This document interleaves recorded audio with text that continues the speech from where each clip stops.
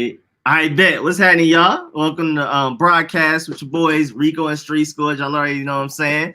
Pulling up every Friday night, 8 to 10 p.m. Got a lot to talk about today. Before we get into it, anything Shay you want to say?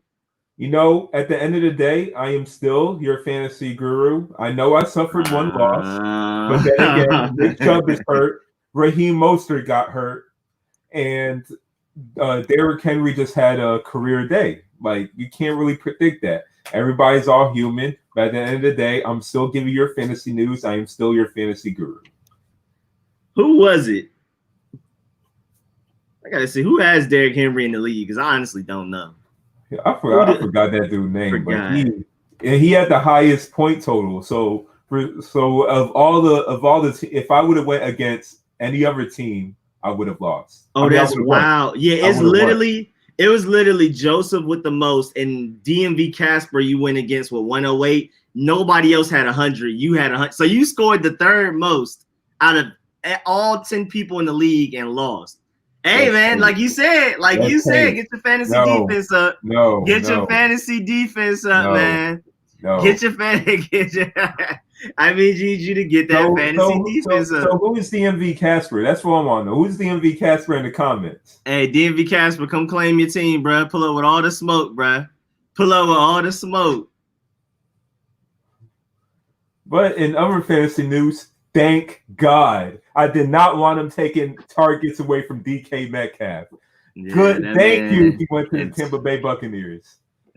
Joseph got his first dub. Hey, we in there. And yeah, Antonio, just to let y'all know, Antonio Brown has signed with the Buccaneers. He will be there for a 1-year deal. I completely forgot I didn't use my mic. Okay, let me make sure my mic. I thought you was just using your headphones for your thing because we could hear you. It was like you were loud. It wasn't as clear as your mic, but it was loud. So I was like, hey, man, you sound like you straight. Okay, thank you, Aaron, for reminding me. So how do I sound now? Do I sound better? Yeah, no, you super good now. Okay. You're back to normal now. But I thought you just, you were just on like your headphones. No. And it was loud. We could hear you. I just was like, okay, maybe his mic, I completely forgot I didn't have my mic on. Oh. I completely forgot. So yeah. We're definitely going to talk about the Giants game too, King Sean. I already got that ready. Which Giants game? The Giants game against the Washington football team or the Giants game yesterday against the Eagles? Which one? He talking about yesterday. Which one do you want to talk about? I got the score on my ticker. BMI. Antonio Brown to the Buccaneers is crazy, man. That is wild. I wasn't ready for that. I thought it was going to be the Seahawks, for real. It was like all the way up into the last minute, made it seem like, the Seahawks are a short thing to sign him. And then, like, literally the last minute, I heard news about him wanting to reunite with Tom Brady in the Tampa Bay Buccaneers. But the thing is, I know Chris Godwin's been banged up and everything, but where's he going to fit? There's too many, like, mouths to feed. And we all know Antonio Brown's a player that if he don't get the ball, he's probably going to be acting up. Unless he changed. Yeah. But I mean, hey, maybe he will get the ball quite a bit because Chris Godwin has been battling injuries. Tom Brady, he's just not a Mike Evans type of quarterback right now. Oh, not at all. Like an arm strength. So Antonio Brown might, you know what I'm saying? Trade him to New England for a 5th-round pick. That would be our trade for Brady. But yeah, man, this is wild. I went and got him in like the only leagues I could, but he was already gone in a lot of the leagues. Y'all are some savages out here, vultures. Was he already signed in our league? Was he already signed in our league? Yeah, Rich has him, I think. I think Rich has him in the league that we're in together. Of course. Bro, vultures, bro. I went in there. He was gone in so many of my leagues, man. I'm tired of y'all already. Did you hear the story of Adam Schefter? He signed Antonio Brown, then broke the news that Antonio Brown has teams looking at him. So he signed him first in the fantasy league, then broke the news. Oh, really? Adam Schefter did that? That's insider trading. That shouldn't be illegal. Insider trading. Oh, I would not be in a fantasy league with Adam Schefter. Why would you even do that? That's like losing money automatically. How? That man knows before everybody, bro. That is wild.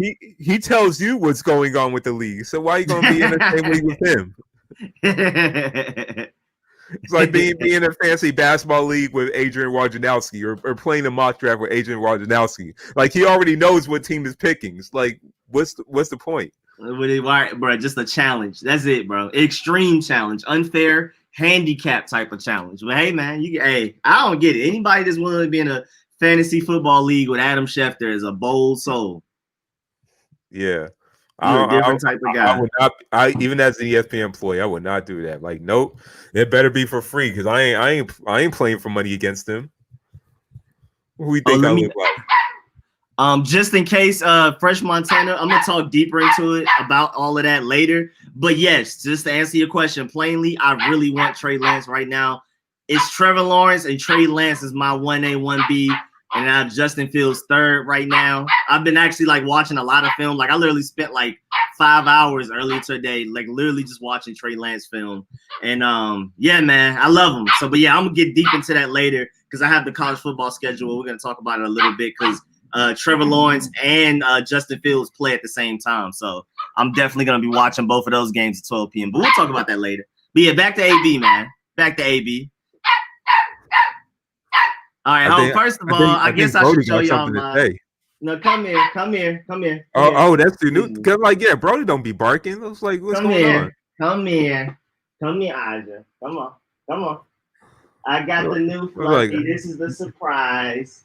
I got a new little puppy. She's so little. She's 10 weeks old. Well, I think 11 weeks now. You talking? I got her Sunday after the game. Yeah, she's really active. She's been getting on Brody last nerves, but like the past couple of days, he's warmed up to her, so he actually likes her a lot now. Yeah, Brody be chilling. Brody be chilling. But she'll like Brody will chew her on a bone, and I have like 3 bones around the room, and she'll come just take his and walk away, and it'll make him mad. So sometimes he bites her and growls at her. Sometimes he's just like whatever and goes up and gets one of the other bones. But for some reason, she wants whatever bone Brody has. So, but she's a super baby. She's a Husky Yorkie mix. 11 weeks old, not even old enough to get spayed yet. So she's just a little tiny baby. I'm still potty training her. She doesn't know sit yet or nothing. She is struggling, but she's adorable. She's so little. What's her name? All right, Aja. That's another thing. I named her Aja because that would have been my name if I were a girl. My mom told me that. Okay, so I was like, why you gave her an Atlanta name? Why you gave her like some Atlanta name? Some black girl name. It's super black. That would have been my name if I were a girl. So I was like, I could have saved that name for my first daughter if I had one, but I was like, nah. I like the idea of calling her Aja. I went ahead and named her that. I don't know. One of my daughters may still end up getting that name. We'll see. All right, Aja, you can go down. She likes being picked up. Brody hates it, but she prefers to be on the ground right now with Brody messing with him. So expect to hear a little bit more chirping. And it's I'll do it. It's Aja like that. Asya. Aja. It also means something in Arabic, like his favorite, something like that, like God's favorite, like his favorite. But I'm saying it as like it's Brody's favorite or my favorite, whatever. But it's like Arabic, some type of Middle Eastern something for his favorite or something like that. So it's perfect. Rico, will you be streaming any college football games? I should. You know what? If I'm not doing anything Saturday, honestly, hell to the Redskins for life. First of all, it was good. That's a good idea. I should watch those games. I'll pull up those games. I might. If I'm literally not doing anything but just watching football, I'll live stream during those games. King Sean said he wants a dog, but Brody is my guy. Yeah, I already knew a lot of people were gonna be like, dang, man, you gonna do Brody like that? My cousin said that. She was like, bro, if you include Aja in your little video, like when I'm live streaming and I have Brody on the side, if she's in that, you ain't loyal. You ain't loyal. Was she Buzz Lightyear and then Brody's Woody? Yeah, I'm making sure Brody doesn't feel like that because Brody is a huge baby. So I'll just go up to him every like hour and get in his face and pet him and show him, hype him up and show him that I still love him and stuff. Because I'm pretty sure he feels like he's it's not the same because she has to pee every 1 to 2 hours. And he doesn't, so I just leave him in the house and take her out. Like it just be us two outside. And then when she pees, I gotta hype her up because that's how you potty train. Boy, Brody goes and pees, nothing happens. It's just quiet. So I'm pretty sure he's like, I'm saying I need more love. And he's been in baby mode. But at the very least, when we go to sleep on the bed, she doesn't need to be like next to me. So that's Brody's time to shine because Brody loves to lay up on me and stuff like that. So he still at least gets that. He's still chilling with that. But yeah, man. But yeah, I love the new dog. Tyreek has the brother. He has Ozzy. He's like the husky with the blue eyes. Like he's gonna have the blue eyes when he gets bigger and all of that. Even though we're not sure how big they're gonna get because it's husky, Yorkie. I'm not sure if y'all know, but those are two completely different. Hold on. I'm not sure if people realize the size difference, and I also don't understand how these two breeds mixed. But we're talking about this huge dog. That's what Ozzy's eye is gonna look like. And then we're talking about this tiny little thing right here. Like, how did that happen? How did this happen? Let me know. My neighbor had a dog like that. Yeah, they're super adorable, but they're super tiny. So how does a husky and a Yorkie, do they have them standing next to each other? They got a Napoleon complex too. angry all the time. Yep. And this is basically almost it. I mean, that isn't a Yorkie, but that's almost the size. And a Yorkie's smaller than that. So that's pretty much the size comparison between their mom and their dad. I don't know how that happened. Honestly, I have no idea. But yeah, that's what they're mixed with. They look like husky on the outside, but they don't shed like a husky. They have that Yorkie first, so you can pull on it. Nothing's gonna come. So I'm gonna have to groom her, get some of the hair off her eyes. Hey, we do not talk bad about Powder Springs' greatest, Evan Ingram. Okay, it's just that New Jersey air. It's just that New Jersey air that's polluting him.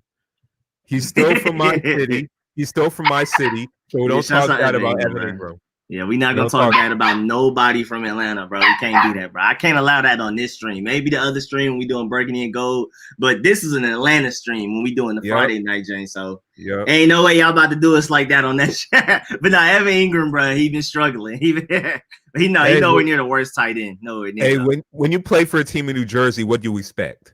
Bro, like, it's a virus out there, man. It is. It's a virus. Good players go there to die. And that boy Smoke pulled up. Yes, sir. Okay. And this just a random interjection. This Ty Dolla $ign is actually way better than what I expected. I went in here thinking it was about to be some kafooey, but it's actually like really entertaining. It's pretty entertaining. I mean, it's not great the whole way through because it's a lot of radio songs, but the songs I do like are actually like really good. Like the beat is crazy. So it's pretty cool. I listen to Ty Dolla $ign. He's pretty cool. Pretty cool. Free his brother out of. I think his brother's still in jail. Free his brother. But yeah, the album's better than I thought it was gonna be. Way better. I went and sit here like, super negative. Like, here we go, some more radio music, and then it's actually pretty good. Some songs are out radio. Some songs are actually pretty nice. We do not talk about Evan Ingram. Okay, Aaron, 25 drops since 2017. Look at his quarterbacks: Eli Manning, Daniel Jones. How can you catch a pass from that? I would drop it too. I'll take Evan Ingram over anybody we got. I'm not gonna lie. Especially anybody who the Patriots got. At least I know who Evan Ingram is. I might take Evan Ingram over David Njoku, honestly, because David Njoku is injury prone, and we still haven't seen anything from him. I mean, Evan Ingram has them drops, but at least he's talented. Yeah. Logan Thomas is better than he can block better. That's all I'm giving you. He's not a better receiver. He couldn't have done what he was doing yesterday. I mean, he had some moments where he folded yesterday, but some of them big plays he had, Logan Thomas can't do that. I'm taking the higher ceiling, the higher risk, and I'll take it, especially with the team we have now, how young it is. If we could just trade Logan Thomas for Edgar Ingram today, I'm doing it. So I'm doing it right now. Daniel Jones has the fastest max speed by a quarterback this season. Yeah, I saw that. Jam told me that. I'm like, nah, bro. Like, what's that mean, bro? I need to sign. When he ran, when he could have had a touchdown, but he stumbled and fell, he was running at a speed of 21.2 miles per hour. And I saw that foolishness, but I mean, like, bro, like he's not faster than Lamar and them, bro. There's no way. I don't care. Of course, he's not faster, but just that play, he ran faster. Bro, his peak speed had to be when he tripped and like his momentum and gravity took him forward for like a split second. That's why he tripped. He was running too fast. He's running too fast for his own good. He had a flat tire. He had a flat tire. He blew a tire. That's so stupid. I could pull it up. Okay, I don't know if you can see this. Let's see. Come on. He's got to focus. Right. It's focusing. It's getting a little better. Hold on. Let me try to. Right. Oh yeah, that's way better when I zoomed in. Come on, camera, make me look strong. There we go. There we go. 21.220. Okay. Yo, that's wild. Hey, camera. Hopefully, we see it. Oh, yep. As soon as you like breathe, it goes away. As soon as any slight movement, like breathing or blinking, it go away. But hey, man, hopefully that stat alone is good enough for them to keep him for at least another year. So yeah, he had 21.2 miles per hour. Lamar Jackson had 21 miles per hour. And yeah, it's been Lamar Jackson, Daniel Jones. They've been the two fastest quarterbacks. Because week 6, Daniel Jones had 20.6. Lamar Jackson appeared on here like 3 times. So, like we clown Daniel Jones, but he honestly is really, really fast. Like I noticed this a rookie year. Like he might be 6'6", he might look clumsy and everything, but he's actually a really fast quarterback. So I really hope the Giants be like, hey, man, let's keep him for another year. Matter of fact, extend them 5 more years, please. Please convince yourselves. Ain't no Android problem. This is the LED lighting. That's what happens when ain't nothing about Android, no. Korean Boost mobile replica. And RIP Smokes fantasy team, bro. It was a bad week for you, man. Bad week for you. 21.2 fastest since 2018 Turf Monster, and he's extremely tired. Yeah, that trip was crazy. Matter of fact, I'll go on Twitter and get it right now. And I'm not sure what you mean you let my fantasy team off the hook. I lost too. I lost too. What are you talking about? You're not about to slander me. My boy Desi said Parlay got his first NFL tackle. My boy Parlay got his first career NFL tackle. Yes, sir. Get him, Parlay. Yes, sir. Yo, but yeah, man. I'm not sure if y'all actually. Oh, go ahead. I'm just saying that just basically sums up his whole NFL career so far. Like you thought the Giants season too. really. Now he thought he was gone. They did that to us too. That's crazy. He was outrunning corners as well. Like I'm saying, this guy really went 21 miles per hour. He did that to us, and then I think it was Jimmy Moreland that caught him from behind. So I guess the Eagles don't have a corner as fast as Jimmy Moreland to catch him, but they pulled this off on us. He got like 40, 50 yards. He just didn't get – he got hogged down from behind at one point. That's when he ran 20.6 miles per hour. That was the play. Ran 20.6 miles per hour. The man blew a tire. Yo, they better give Daniel Jones 90 speed on Madden. Just probably with like 43 awareness, but 90 speed on Madden. Yeah, that's crazy. That run is crazy though. But did anybody else actually watch this game from beginning to end? Because I actually did, and this was one of the most entertaining games all season. It was 2 trash teams, and normally that means a game would be trash, but that was one of the funniest games I've seen all season. But period. That's what I was saying. I looked at this game like, man, I cannot watch this game. But I was actually watching the presidential debate. For what? What do you gain? What do you gain? I mean, thing is, I was not interested in it at all. My parents are watching it. They really wanted me to join. So I was just like, okay, I'll watch it just this one time. And I'm like, yeah. My main thing about these presidential debates is who is on the fence right now? Like, who is like, I still don't know who I'm voting for. Like, please tell me where that demographic is right now. Who is watching these debates like I'm still, bruh. It's all just TV. It's all entertainment. That's what it is. They watch it to see if Trump will say something reckless. They watch it if Biden will curse him out. It's just all entertainment. Like, they didn't talk about anything relevant, honestly. Yeah, that's wild. Like, it's basically, yeah. They really didn't talk about anything relevant. It's just all TV. Speaking of that, before honestly, I just want, like, I'll be real too. Okay. Go ahead. No, go ahead. No, I was just saying, I just want the selection to be over with. I'm kind of tired of it. Like, let's just get this over with. I'm super tired of it. But before we get back to the Giants game, because I gotta break this down, because I'm not sure if everybody watched it beginning to end, but this is one of the most entertaining games I've seen all season. But they have some. I mean, I don't know how these projections are looking, and you know what I'm saying, we not saying pick a side or nothing. I mean, y'all already know how we feel, but You know what I'm saying? Just to show y'all some of the stats. So there's a website out here that's showing you what the projections looking like. Just wanted to give y'all this because this, this caught me off guard. I didn't know it was looking like this, but hey, we'll see. You never know. It might have a random 28-3 lead blown, and we'll never know. But we'll see. And yeah, back to the Giants game, bro. That was one of the most entertaining, bro. There was so many things I haven't seen in the game yet this season, bro. Devontae Freeman got clotheslined with one arm and did a whole spin move off of it and fell down. Carson Wentz was out there defying gravity, dodging like 3 potential sackers just to throw an interception into an obvious interception. Like there's 3 DBs and 1 wide receiver. This man is doing some amazing stuff that only he can do in the backfield, and then goes and makes a terrible throw. I mean, it was one of the most entertaining games. It was at one point the Eagles were in the red zone 5 times and only scored 10 points. How? Bro, the whole game was hilarious. I was dying laughing the whole game. It was so crazy. It's like both teams were just trying to lose. Like, let's see who's going to mess up more to lose the game. And Giants won the L. They won the L. They won the L.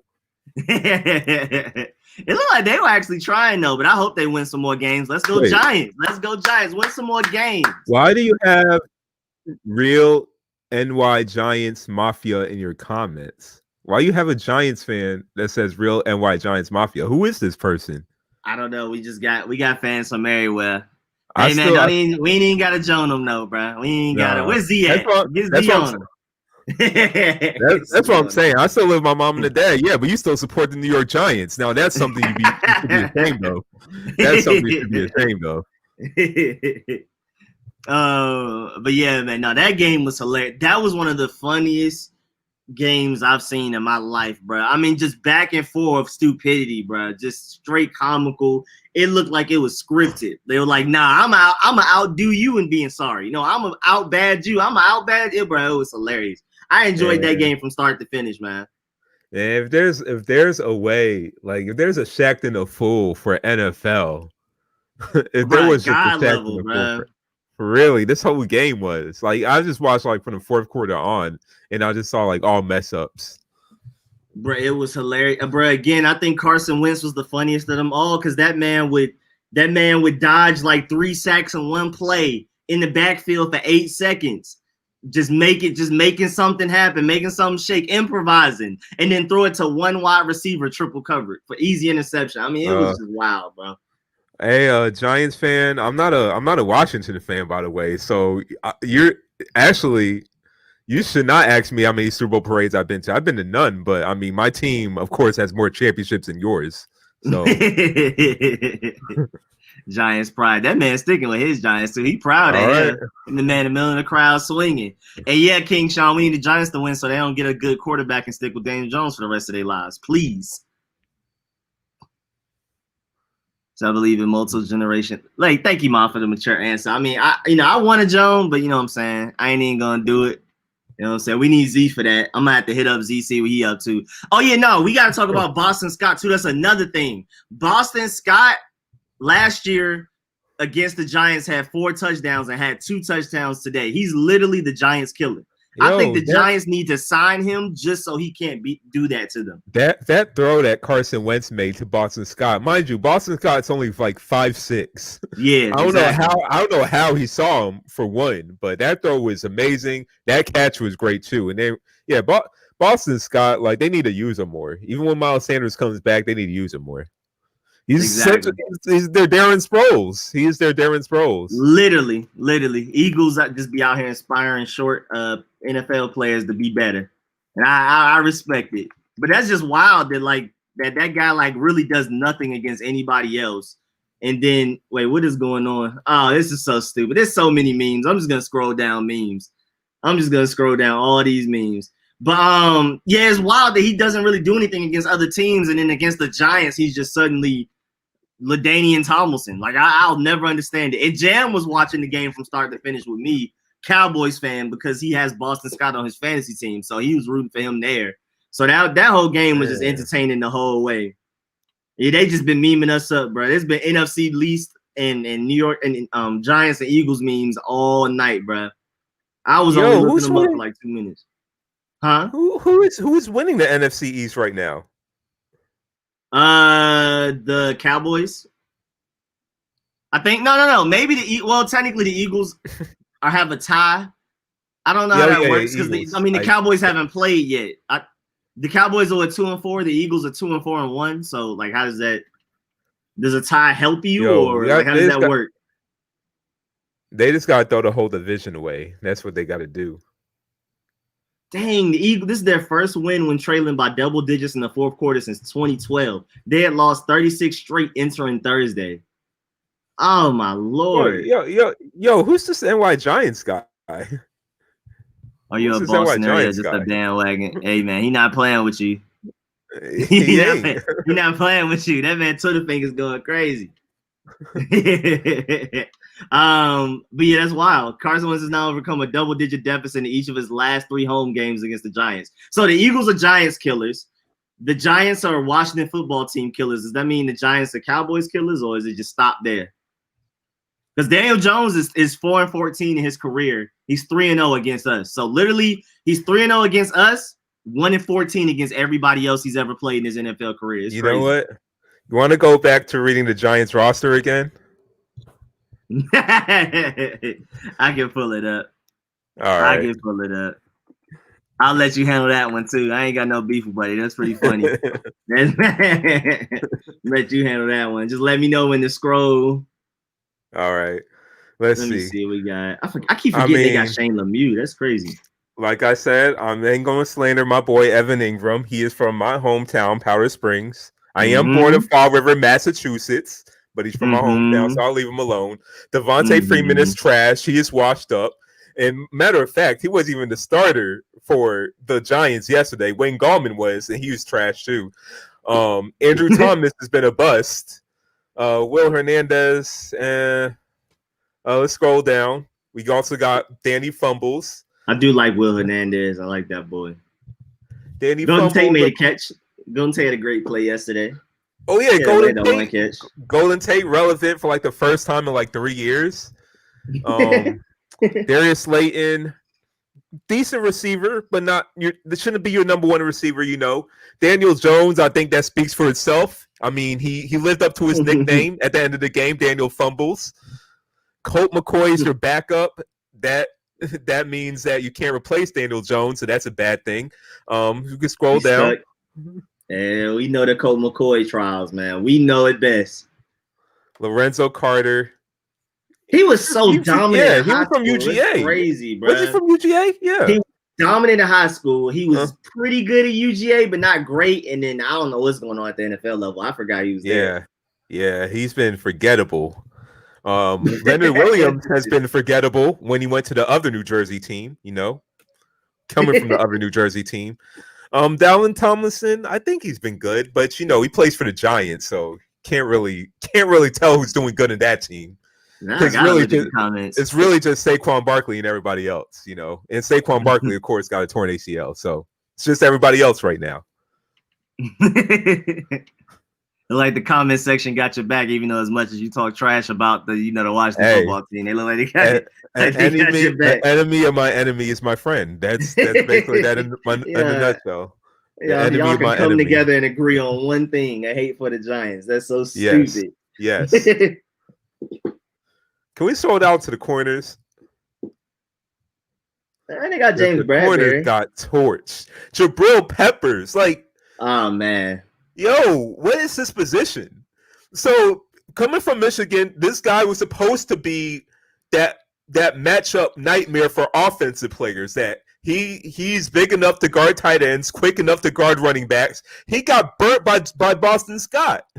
So what is Jabril Peppers good for?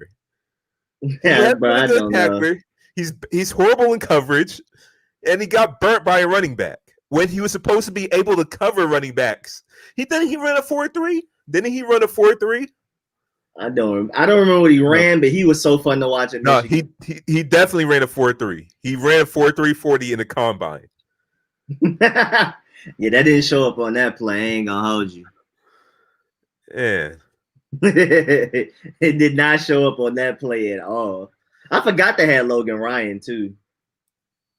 The man Logan Ryan moved to free safety. That is so random. Oh, y'all the ones that drafted Julian Love. He might end up being pretty good.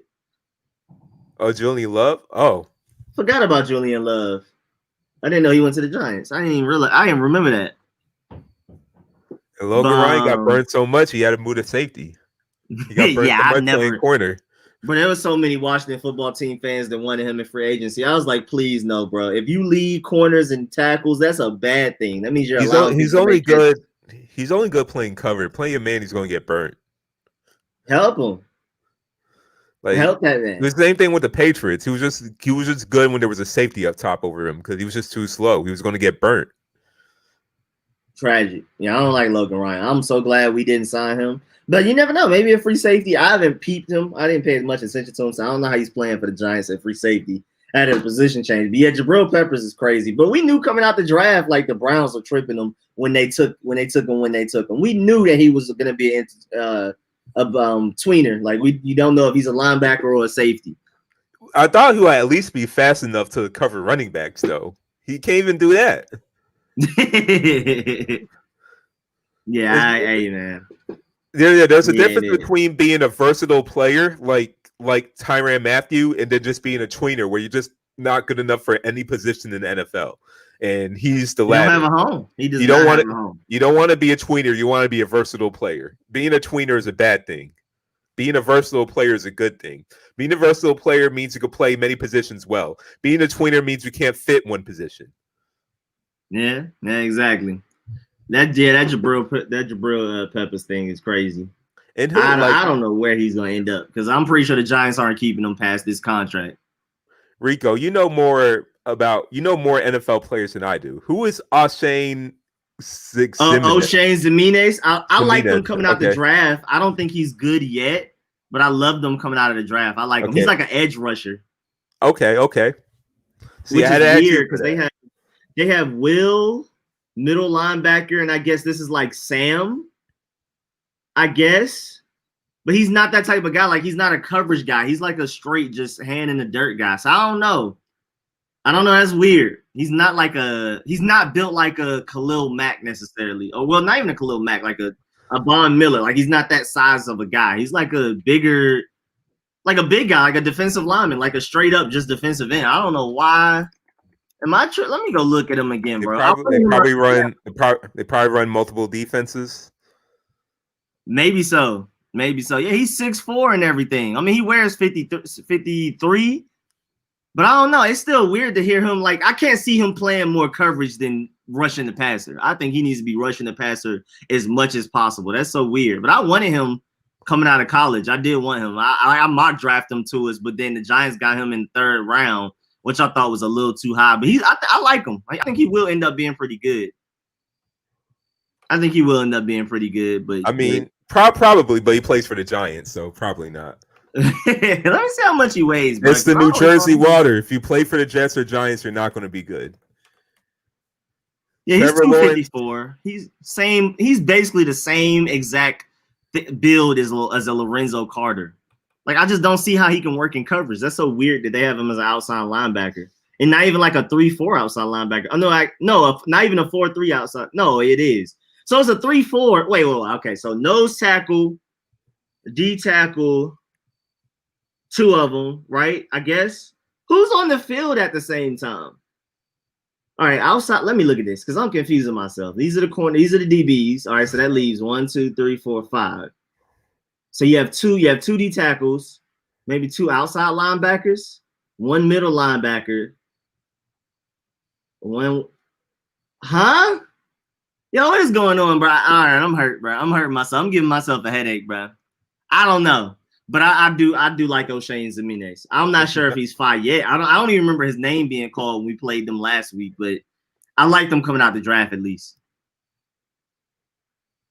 Played for the random school, like was it Old Dominion or something like that? Something really random. He played for a lower school, like a random school. Yeah, Aaron in the comments said Old Dominion.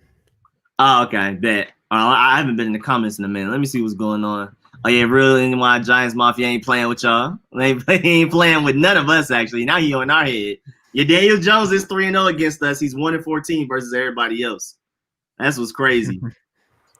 That's crazy too, because we were the Giants killers in the 80s, and it looks like they're our killers now. They reversed it on us now lately. Well, at least ever since they've had Daniel Jones, at the very least. Yeah, Daniel Jones is 3-0 against us and 1-4 versus everybody else. That is like shameful. That is a really bad stat. But yeah, nah, man, this game was one of the most entertaining things I've watched all season, bro. This might be better than Chiefs Ravens, bro.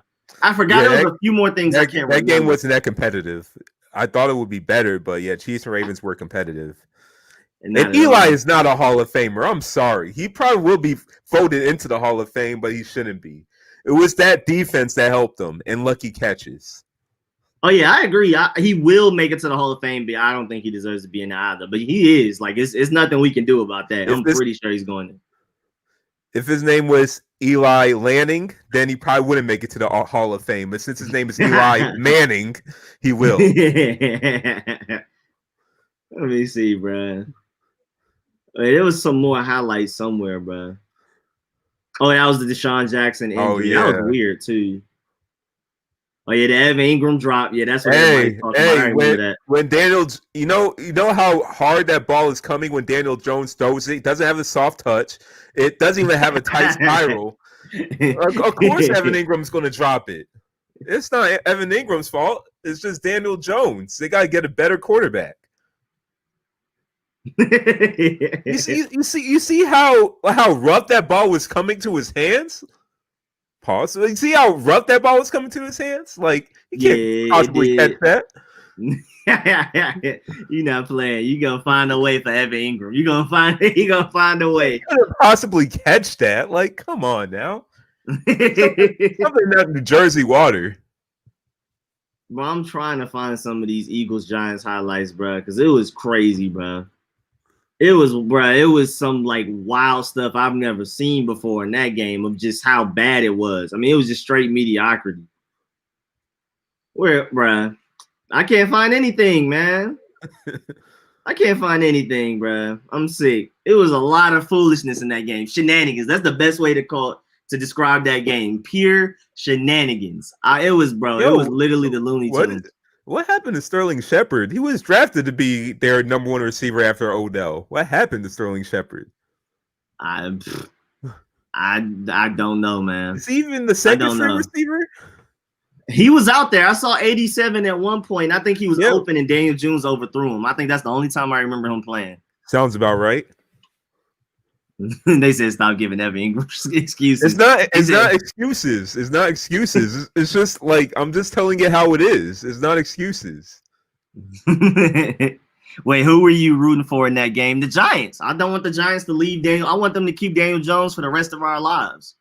I don't want them to have a good enough pick to possibly take a quarterback in this draft. I want them to keep. So I was rooting for the Giants. I was sick when Boston Scott scored that touchdown. Because I'm pretty sure the Eagles can lose every game for the rest of this season because of how that contract is for Carson Wentz. They're probably still going to keep him. So whenever the Giants play the Cowboys, I'm rooting for the Giants. Whenever the Giants play the Eagles, I'm rooting for the Giants. You know, I'm just want all of these guys that like the Eagles and the Cowboys are going to keep their quarterbacks. The Cowboys are going to re-sign Dak. I can already see it. The Eagles are on a serious contract with Carson Wentz. Even if they don't like him, they have Jalen Hurts, second-round pick. So, at the end of the day, the Giants is the only team I'm really worried about possibly taking a quarterback in this draft. So I'm rooting for them to win for the rest of this season. Period. I apologize. I think I also said in this show too, but I apologize for saying that Andy Dalton isn't that much of a drop off from Dak. My God, he was horrible. No, he's worse than what we thought, though. Yeah, but then again, Dak was better than that. Dak was having his best season this year. Also, that's what that too. Like that's what made it worse. Dak is playing better than what we expected, and Andy Dalton's playing worse. But yeah, I mean, if you would have asked me this back in March, I would have thought they were relatively close. I mean, it would have been a drop off, but it wouldn't have been this much like it's been. Like at first, I thought it was a smart signing because, like, hey, if you don't resign Dak, I'm like Andy Dalton could basically give you almost what Dak gives you, so at a cheaper price. So it's like, hey, if you don't resign Dak, you still got Andy Dalton, and that can add leverage. It was like, hey, Dak, you don't want to sign this, we could go with Andy Dalton. But man, like the way he played, it didn't even seem like it was backup caliber. He received with second string caliber. But then again, we can't excuse Ezekiel Elliott for just being leading so the league in fumble-prone. fumbles. Doesn't he have like 5 and the guy in second place have like 3 or 2 or something like that, bro? It's crazy. Oh, I gotta check. But bro, terrible. So given where Ezekiel Elliott is drafted, have you, even though he had an amazing rookie season, have you said he lived up to his draft expectations or not? Who again? Ezekiel Elliott. I mean, running backs just don't make it to that second contract. So, I mean, if you go in with that mind state, like with Todd Gurley and all of them, Saquon looking like, I don't know what's going to happen with his contract situation. I'm then scared. It's like he has so many injuries at this point at his young career. So, but that field is terrible. I remember watching that Giants Washington football team game last week live, and all of us were sick. Giants fans, our fans, everybody. That stadium is cursed. The turf is terrible. Please change that field, bro. It has to be the worst field in the NFL. And it's crazy, too, because Giants had more injuries than we did, so I couldn't even be too mad. I felt sorry for them for playing on their own field. I'm surprised they don't go on strike. But at the end of the day, if you go in with the mindset that running backs won't make it to their second contract, then technically he hasn't. But based off of what we thought of him coming out of Ohio State, yeah, he's a big disappointment. These fumbles are ridiculous, bro. Yeah. Ridiculous. Man, I thought that rookie year, he kind of was already like the top running back or arguably the top running back in the NFL. But man, like he dropped off. But yeah, like even if they look transcendent in college, I think running backs should not be drafted in the top 10 anymore. Unless you can play essentially 2 positions like Christian McCaffrey. And let's say Saquon Barkley get drafted in top 10 too. I mean, you didn't think he was going to get all these injuries because he's essentially a receiver as well. But like, yeah, if you're just like a one-trick pony running back, don't care how productive you are. That's either late first round or second round. Like where Josh Jacobs got drafted, that should be, or running backs like Ezekiel Elliott should get drafted now. Yeah, I agree. It's dead now. It's just, I mean, no matter how talented they look, they just get beat up, and then these fields are terrible. It's just not. But running back is not the wave anymore. Like I don't even want to raise my kids to be a running back at this point. Oh no, what's the point? One, you're not even getting paid as much, and you're also messing up your body more than other positions. So, bro, concussions, like CTE, like it's literally like you make the least money. I mean, it's just like it's bad, bro. They're being devalued as a position, so they make less money. They rarely make it to that big time second contract that people try to make it to because you get that rookie deal, and it's the football equivalent of pennies. I mean, you still get millions of dollars, and you can start generational wealth off of that alone if you're smart enough. But like still a lot of most people make it to easily their second contracts. Quarterbacks play till 40, kickers play till 40, offensive linemen play till late 30s. Receivers, everybody else is kind of in the middle, I think. Trying to think, your offensive lineman lasts pretty long, but running backs is easily like the worst position. You get hurt the most, you get paid the least amount of money at this point, unless you're like you're Christian McCaffrey, running back, wide receiver. CTE, like you're more likely to have like unstable mental health after you're done with football. Like it's just, bro, I'm not raising my kids to play running back at all. Like I can't. I feel like I'd be doing them a disservice at this point. First of all, wait, why are we giving these guys free publicity? Who are these people? I just looked over after I just looked over. Yeah, I was like, wait a minute, I am tripping right now. But yeah, running backs are not the move. They're definitely not the move. Like honestly, if I'm like first starting off football, like freshman, middle school, whatever, I'll just say like, yeah, I'm not being a running back. I will not be a running back. Mom said my grandkids can only be kickers. Hey, they make good money. They make good money. They barely get hurt. They barely get hurt. You better be fine too. You better be fine. Oh, just to let y'all know, Antonio Brown has passed COVID protocol and all of the testing and stuff, but it's likely that he won't make his debut till week 9 against the Saints anyway. So just to let y'all know, it's gonna be a couple of weeks. Saints. And also, was it the Saints wanted to sign him too, but they just couldn't? Yeah, the Saints had that publicity stunt where they gave him a workout, but had no intention to sign him. Remember last season? I hope he go crazy. It comes full circle. It comes full circle. I hope he goes stupid. 3 touchdowns, 150 yards. Go I'm so crazy. glad he on ain't playing Antonio. New England. I'm so glad he ain't playing New England. That would be he would have a that he man would running with so, a purpose right now, bro. yo, they need to play the Steelers too. They need to find some way to play the Steelers. Yes, please, man. The game within the game, bro. The game within the game. First fighting with Juju Smith-Schuster on site. He's going to try to get the Big Ben, and then Juju's going to intercept, and he's going to swing on him.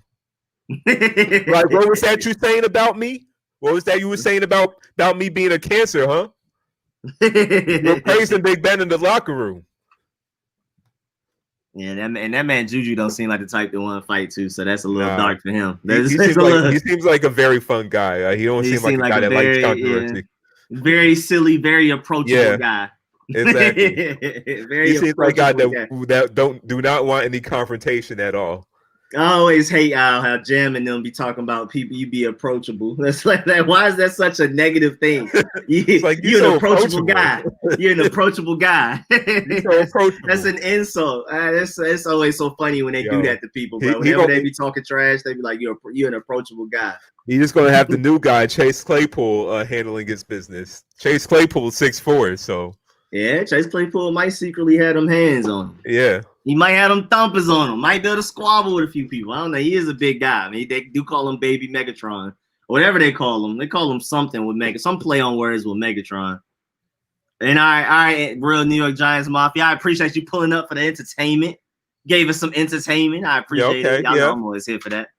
You still get kicked out of here. You know, we don't represent Giants fans in here. No Giants fans. That's something me and Washington can agree with. No Giants fans. It is crazy that I think about it, the team that we probably hate the most, if you like put us together as a fan base, would be the Giants. As far as like if you did like the diagram, the little thing where the 2 circles go into each other and you got the middle, pretty sure Giants would be like the biggest thing in that middle. I also love playing Eli guy. We would be not sure what the Skins record against Eli was, but God, it was fun playing him. Claypool and Notre Dame, boy, he can do it all. Every other I hate him. That boy Jones is a Notre Dame fan. And it sucks too, because I gotta hear about Chase Claypool. I had to hear about him the past couple of years because Zay's a Notre Dame fan. He's a Rams fan football wise. Then Quayson is a Michigan fan, but he went to his Steelers. So I've had to hear about Chase Claypool for the last couple of years, and now I'm gonna have to hear about him for probably the next 10.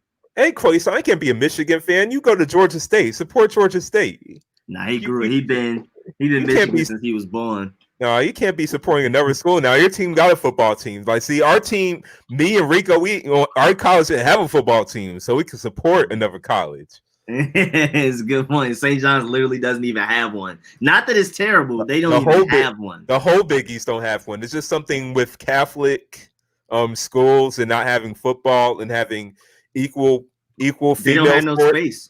They need, and also I think it was a rule that if you have a male sport, you need to have a female counterpart sport. If it doesn't have a female counterpart sport, you can't have it. I think that was the Big East rule.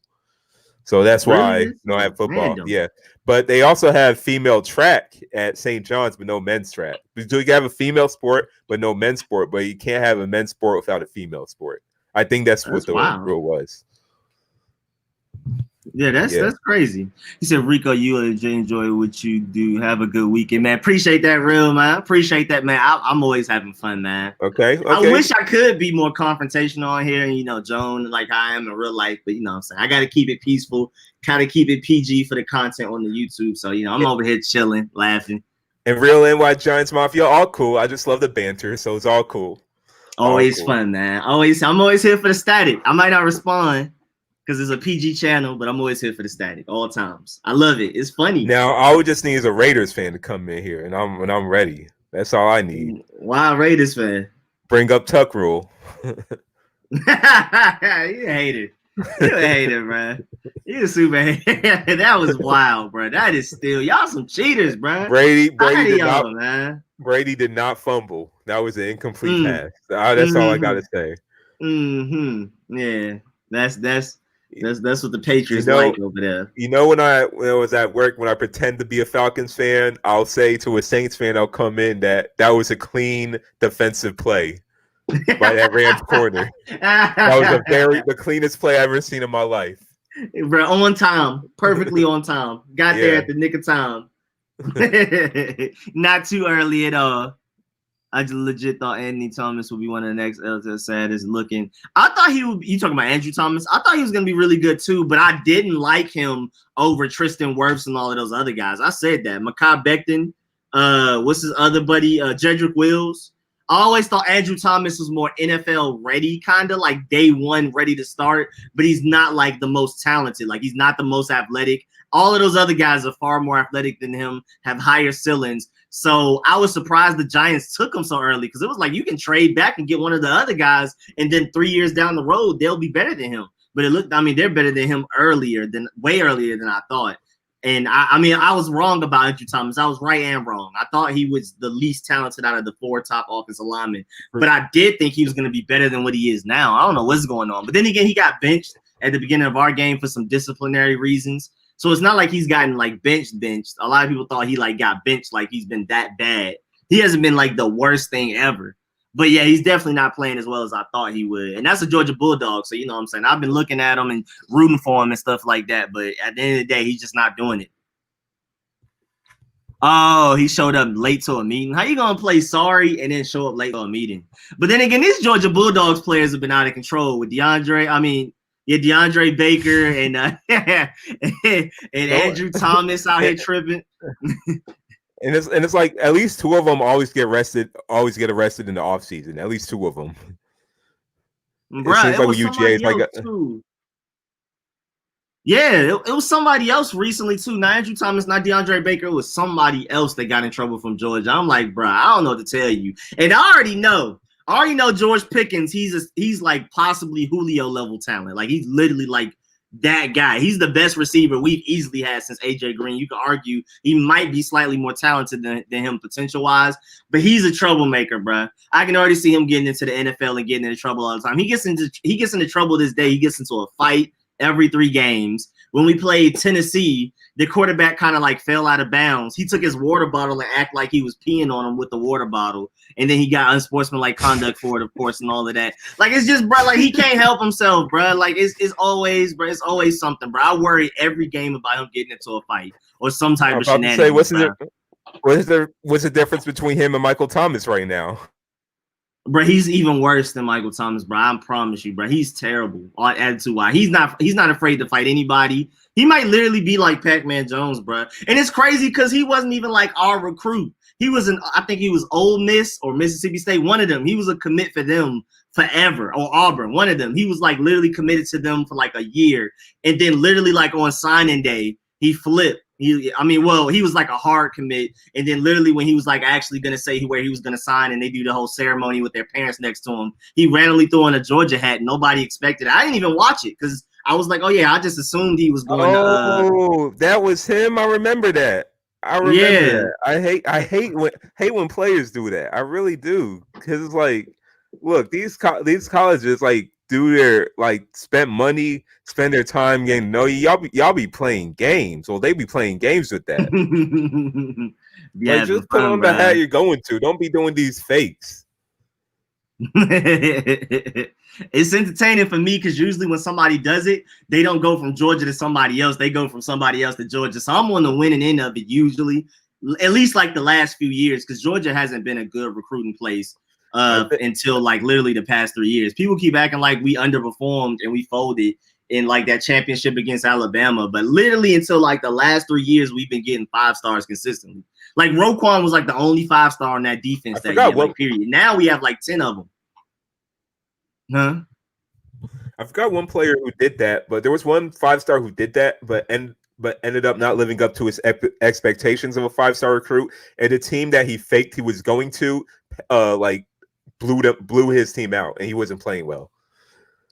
I forgot who it was, but they like really replayed that. It's like, oh yeah, remember when you switched the hat to this school? I forgot what player it was, but it was like years ago. I was really happy. I think it has to do with Ole Miss. Cade Mays was supposed to be our one of our best offensive linemen coming up. He was 5-star, had a great freshman year, and then he randomly just left to go to Tennessee because he said they had a better O-line. He wanted to play with his brother and all of that type of stuff. And then we smashed them. I was so happy. I cared way more about that than anything other part of that game against Tennessee. I was so happy. I was watching Cade Mays the whole game. I wanted them to kill. I wanted them to punch him in the helmet. I wanted them to destroy him because he was talking trash too, big trash. We had to shut that down. I'm glad we did. Did it give up sacks? Oh yeah, he got dominated. He got beat. Our D-line ain't no joke. He thought he was going over there to Tennessee like the team was better or something. Maybe 4 years ago, but we recruit now. That's what I'm saying. Georgia goes to Tennessee now. Georgia literally has had the #1 recruiting cycle 2 out of the past 3 or 4 years. Right now, we're looking ugly. We're in 6th place this year. But literally, ever since that championship against Alabama, again, we overperformed and we folded in the game. But we shouldn't have even made it there. Our team wasn't that great. Our team was full of 3-stars. Ever since we made it to that championship, Kirby Smart came over. We just been getting 5-star recruit after 5-star recruit. And our recruiting class has been crazy since. And I can't wait for these guys to be seniors so our team can be really dominant. Do you know that through the same amount of games Kirby Smart has been the coach for the Georgia Bulldogs, Mark Richt actually has a better record than Kirby Smart?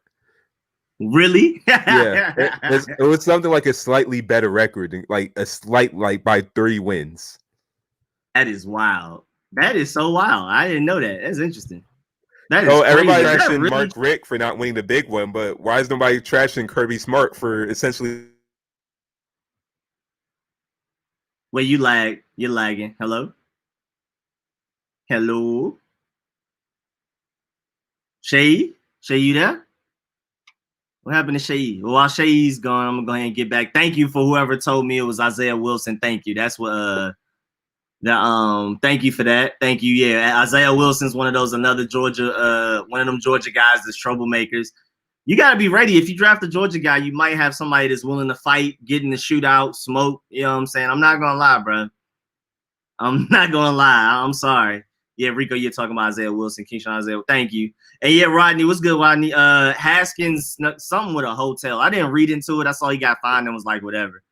And Shay's struggling right now. He's still lagging. I'm trying to bring him back on. I don't know what happened to my boy Shay. I was dying when he sprayed the water bottle, bro. I was sick, bro. I wasn't even laughing, bro. I was just I literally did something like this watching the game. I was just, when they showed it, because I didn't know why the flag happened. It was the Tennessee quarterback whose last name I still can't pronounce. They tackled him out of bounds. And then it just looked like a normal play. I was like, it wasn't a late hit. Out of nowhere, it was just a flag. I was like, what happened? What do you mean flag? We didn't hit him out of bounds. That was a regular hit.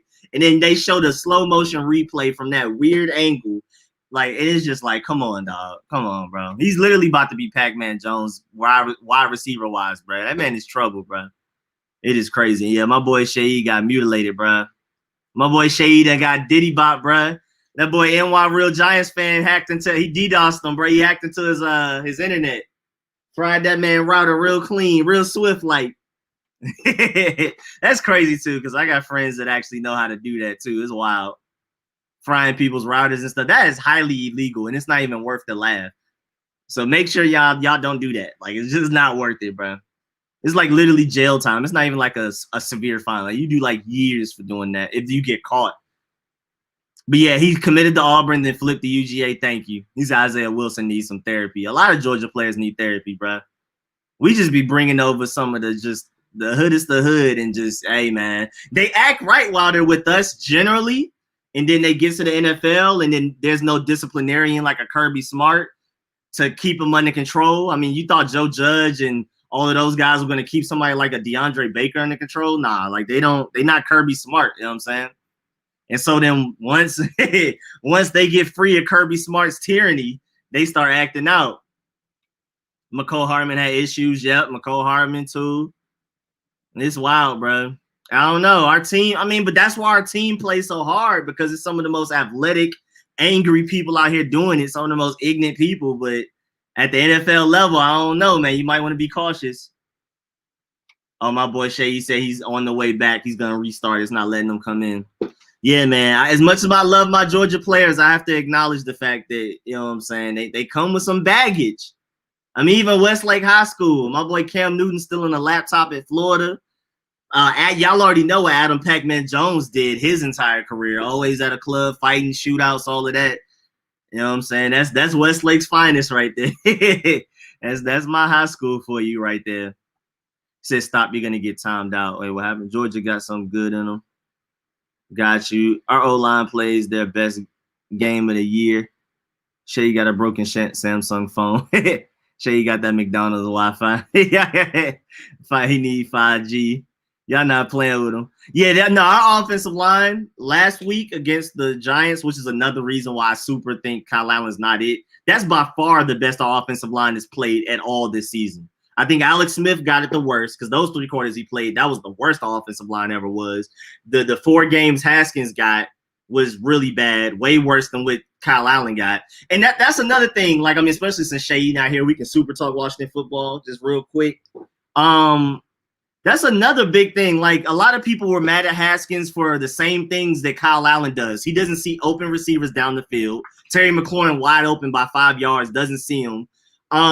He scrambles out of the pocket even when there's no pressure. So there were some plays where receivers are open and he kind of sees them, but then he just thinks there's this imaginary pressure coming up and he runs out the pocket for no reason, ends up running into more pressure that he shouldn't have run into, or now because he's scrambling instead of just throwing the ball, that receiver's not open anymore. It's the same thing. Like, he said, don't think I'm not seeing this. Let him know, Shay. Let him know. LSU and Georgia always have players with character issues, man. Hey, man, I ain't gonna lie. I just read the Haskins situation. I know Haskins is out here, but it's honestly a dumb fine. I heard like it wasn't even that bad. I haven't looked into it because I didn't really care, honestly.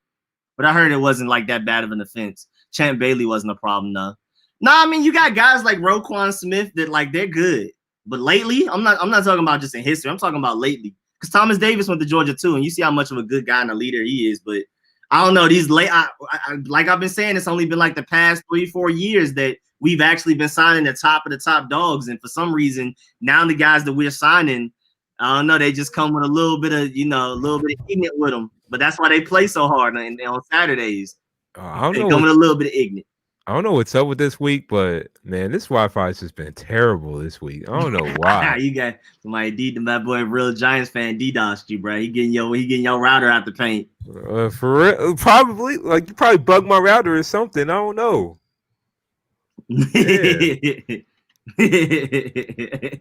Yeah, man. That man wasn't playing with you. He's like, oh, y'all, you want to say something about my Giants, huh?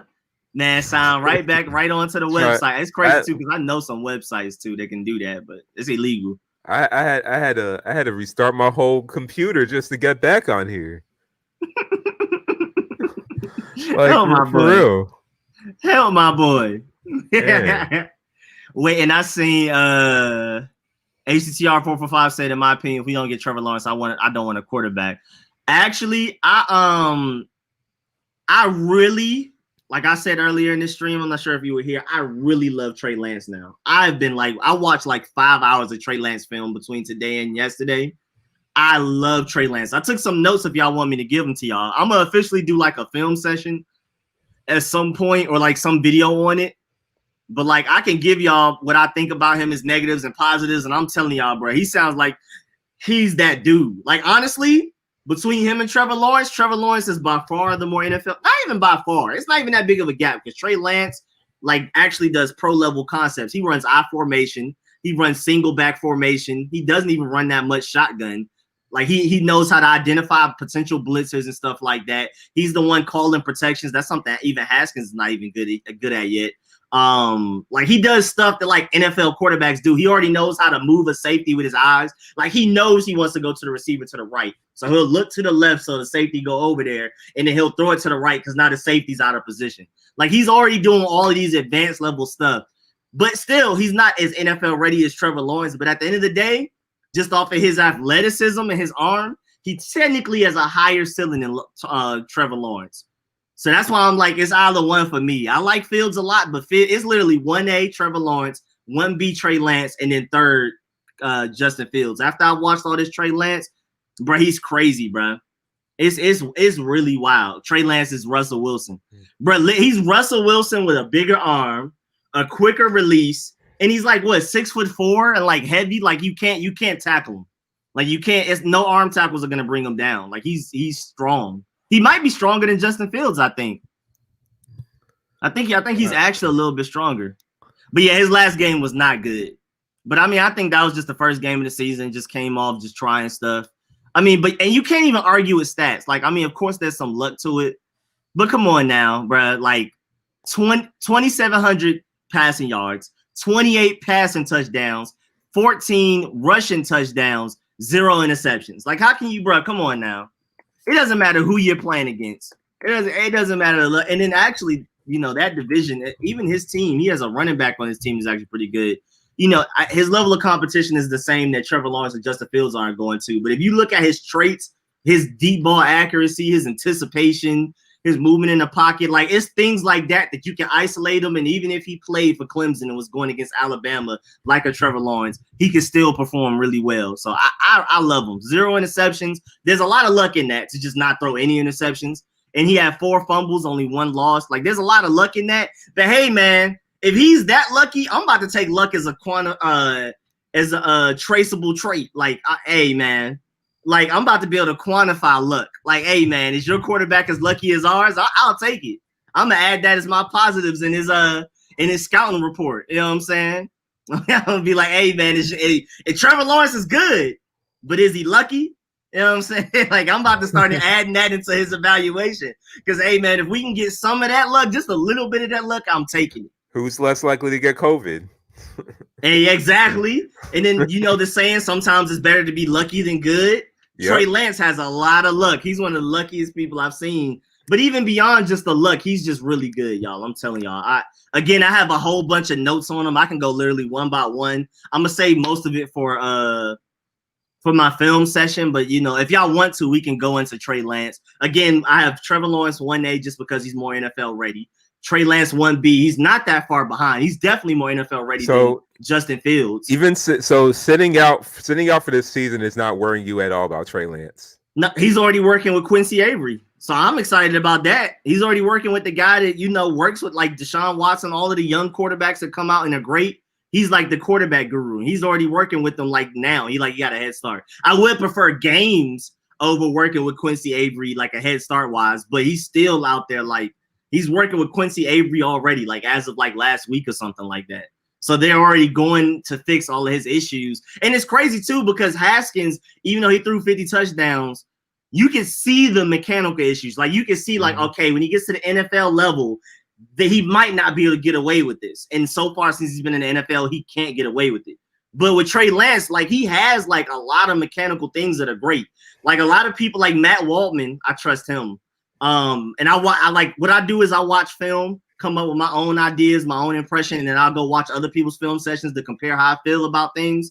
And like Matt Waldman basically said, like he's literally like what Sam Darnold was supposed to be, but at the same time, he has far better mechanics. He's more consistent. He has a quicker release, but he has the same arm.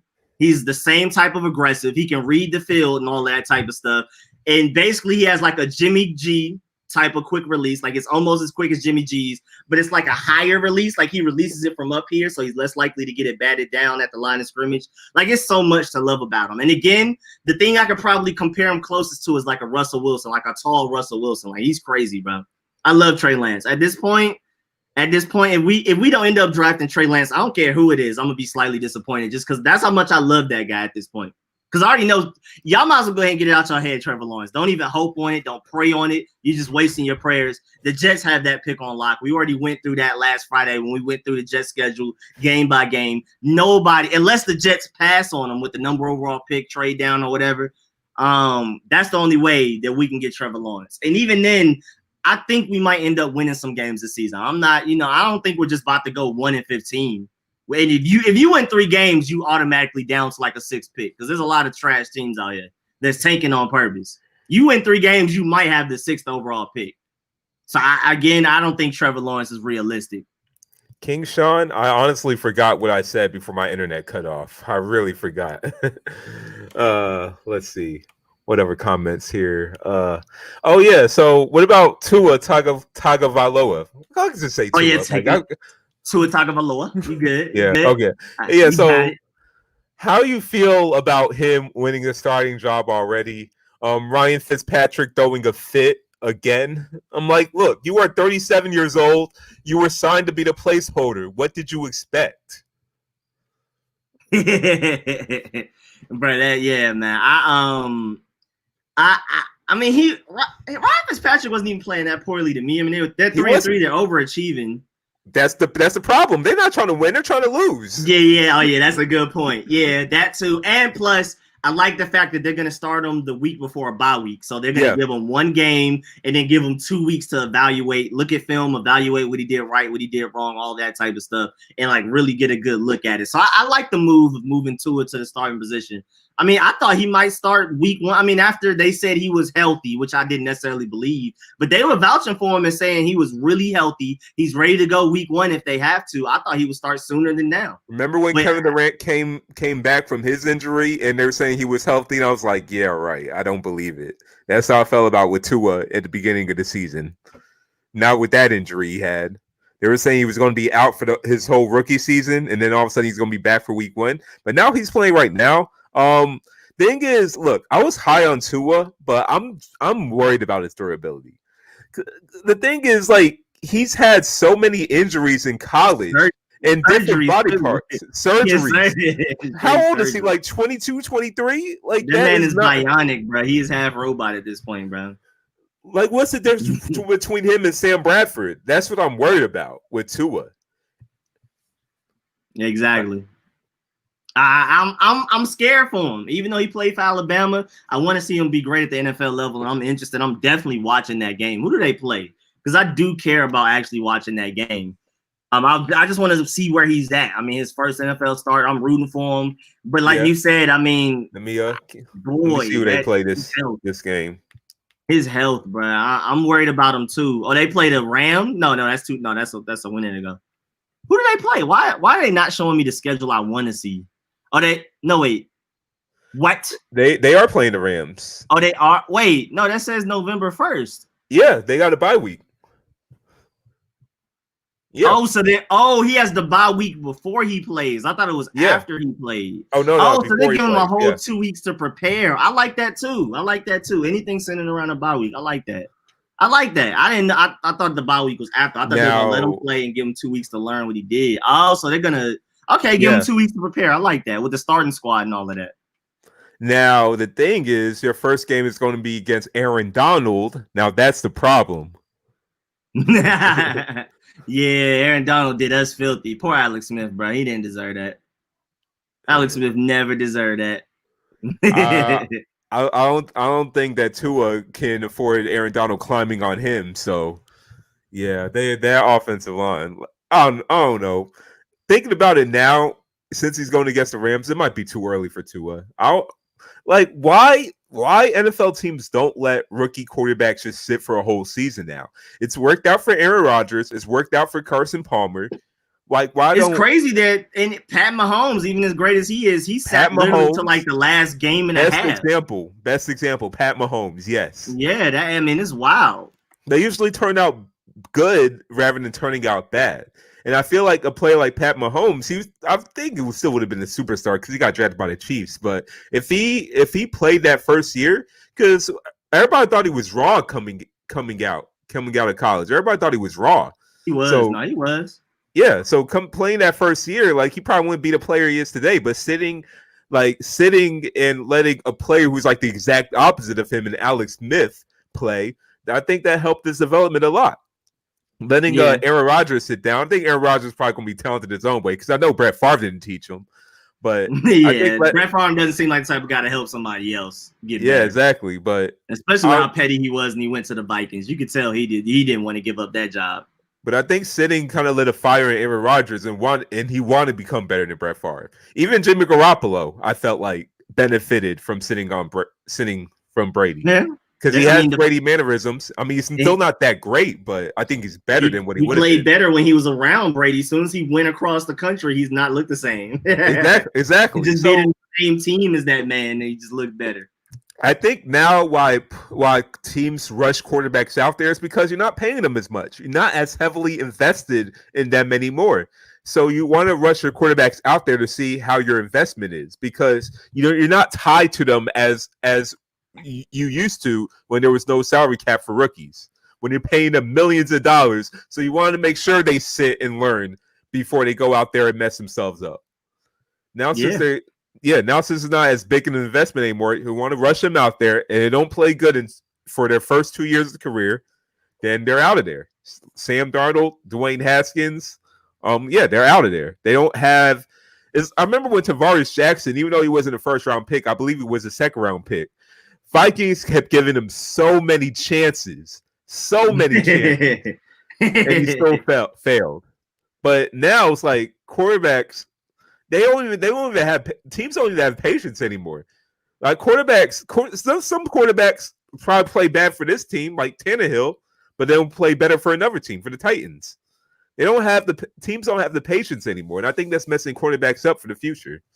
So a lot of talented quarterbacks are going down the drain because of that. Now, I think Haskins and Sam Darnold can still go somewhere and prosper if a team is patient enough to allow them to. Now, Josh Rosen, I think he's on a practice squad right now. He probably would have been a lost cause. He must have offended people, bro. It can't be that bad, bro. There's no way, like, nobody wants to give him a chance, bro. In Cal, in University of Cal, like, his personality always rubbed people the wrong way. Like, he always just had like this attitude about him. Yeah, like even interviewing him pre-draft, like teams didn't like the words that he said. He was just too cocky and felt too entitled. So he's one of them. He got money. He don't have Johnny Manziel money, but he does have money. So football is not something he needs; it's something he wants.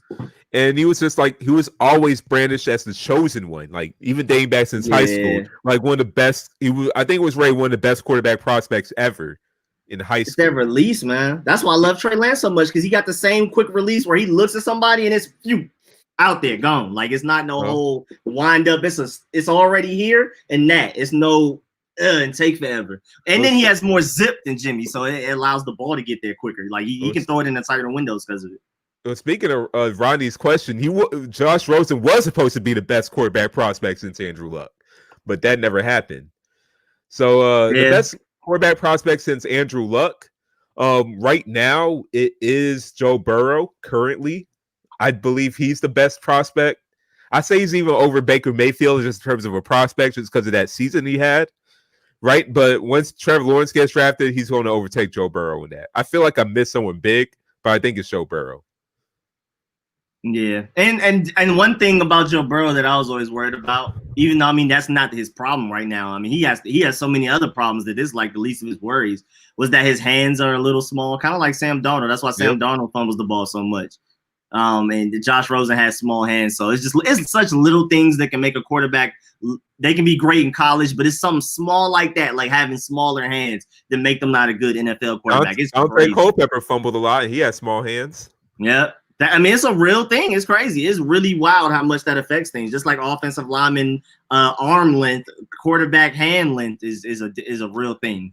Really, Joe Burrow was just the best prospect since Andrew Luck because of his production for LSU, and how it just looked like, even though some people probably say it was a one year wonder because he was only that superstar for that 1 year, just for how much better he made LSU. Just the stats he had. Look at LSU now. Exactly. That just shows you the impact of Joe Burrow and Jamar Chase and Justin Jefferson and Patrick Queen. But yeah. Oh yeah, they all did live. But yeah, and then at the end of the day, Joe Burrow, even with the stats, because again, when I'm judging a quarterback, I don't care about stats. I'm looking at what he does.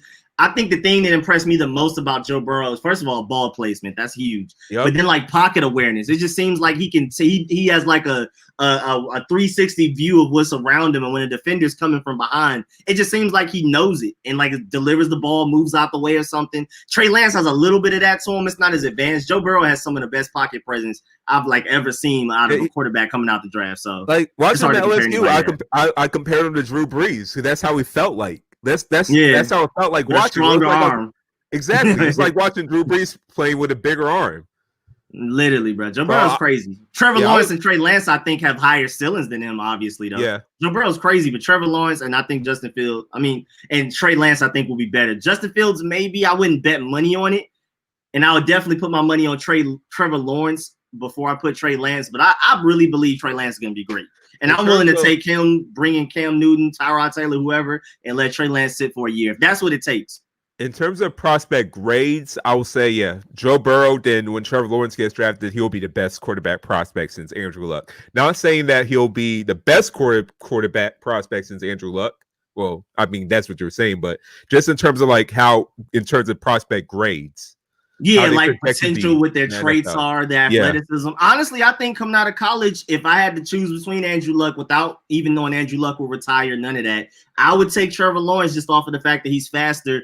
And I don't know. It's just something about Trevor Lawrence. He just pops more. Like he just looks like literally the ideal quarterback. And it's just I didn't want to cut you off, but no, you get. But even the marketability as well. Like Andrew Luck was a nice guy and everything, but RG3 was more marketable than Andrew Luck because RG3 was not shy to the media, more showboaty and stuff like that. Yeah, more showboaty. Like he just breathes you like, yeah, I'm the quarterback, I'm the man. Andrew Luck was kind of like a little bit awkward, like in terms of talking to people. Well, he was just a Bucs guy. He was just a smart guy, but he wasn't like a guy that was like so comfortable in terms of media like RG3. Trevor Lawrence has all that. Trevor Lawrence is marketable. He got the look. Like the hair hair companies are probably want to get him. And he from almost Atlanta. He from like an hour out. You already know he got that swag to him. You know what I'm saying? He already got some flavor to him. You know what I'm saying? How can you go wrong with a Trevor Lawrence, bro? He has no injury history, just like Trey Lance. That's another reason why I like Trey Lance. So yeah, man, I think this is going to be a legendary quarterback class. I know people try to say this every year, but no. Trevor Lawrence is the best thing we've seen since Andrew Luck, in my opinion, even better. Coming out of college-wise, I think Trey Lance is not even that far behind him. I think Trey Lance has a higher ceiling. He's just not as ready day one. But again, Trey Lance does a lot of NFL quarterback things that Haskins is not even comfortable with yet, like I formation, single back. I mean, he'll run play action out of I formation. Like he's willing to I formation, play action, run a bootleg on the outside and look for somebody to throw to. That's where that Russell Wilson kicks in too. Like he's doing NFL things. He's not just in shotgun all game. He's actually in shotgun just as much as he's basically in I formation or single back. He literally runs an NFL offense already. Yeah, he's the one identifying potential blitzers, IDing the linebackers, telling the offensive line that you block him because he's about to blitz, things like that. He's reading away safeties, looking one way to get the safety to go that way, just so he can throw it that way. I mean, it's so many things. Bro. Trey Lance, I think, is going to be crazy, bro. Trey Lance is definitely more day one ready than Justin Fields, in my opinion. Now, Justin Fields is going to be great. I think I'm higher on Justin Fields than a lot of people are. But because I mean, Ohio State quarterbacks, the system definitely doesn't breed good quarterbacks, but I feel like they haven't had a Justin Fields. He's far more mobile than Dwayne Haskins could ever even prey on being, and he's a way better thrower than JT Barrett. I mean, he can throw a 50-yard dime right into the bucket. That's something like quarterbacks just can't do. Like that's just not something everybody can do. If you really think about it, aside from Dwayne Haskins, they're probably missing someone big. Ohio State hasn't really had like a top quarterback prospect. Oh yeah, coming out, yeah, it's just Ohio State. Yeah, they haven't even been getting like the 5 stars and stuff like that. They had good college quarterbacks, but not college quarterbacks that grade out as NFL prospects. Cardale Jones had potential, but he was just way too raw. He probably should have played more in college. I forgot if he was a junior or senior coming out, but he just didn't play enough. JT Barrett was an NFL caliber. Troy Smith graded out better as an athlete, playing receiver, running back than the quarterback. Who else am I missing? Well, their best quarterback prospect was Joe Burrow, apparently. Literally. And I'm not even sure if Joe Burrow would have done that there. No. And then Terrell Pryor. I forgot about Terrell Pryor. And Braxton Miller. Both players ended up being wide receivers in the NFL. Justin Fields is literally way better than any of those guys ever. Potential-wise, NFL ready-wise, literally every way you look at it. He's a better thrower. He's a better runner. Well, he may not be as fast as all of those guys, but he's really fast. He's way faster than Haskins. And Haskins is the best Ohio State thrower I think that has ever come out, just arm-wise, arm talent-wise. And then Justin Fields is literally that, if not better, more NFL ready. Because, again, his technique isn't as bad as Haskins. It's not perfect. It's not Trevor Lawrence or Trey Lance, but it's better than Haskins' was, and he's far more mobile. So that's why I'm thinking I would like Justin Fields. Like, I'm cool. Like, if we take Justin Fields, I'm happy. But it's honestly, it's Trevor Lawrence at 1A, Trey Lance 1B. And again, you know me, I like my high ceiling guys. Trey Lance is a higher ceiling than Trevor Lawrence, to be honest. So I'm starting to, I don't know. I'm not going to say Trey Lance is better than Trevor Lawrence. I'm not going to say I prefer him over Trevor Lawrence.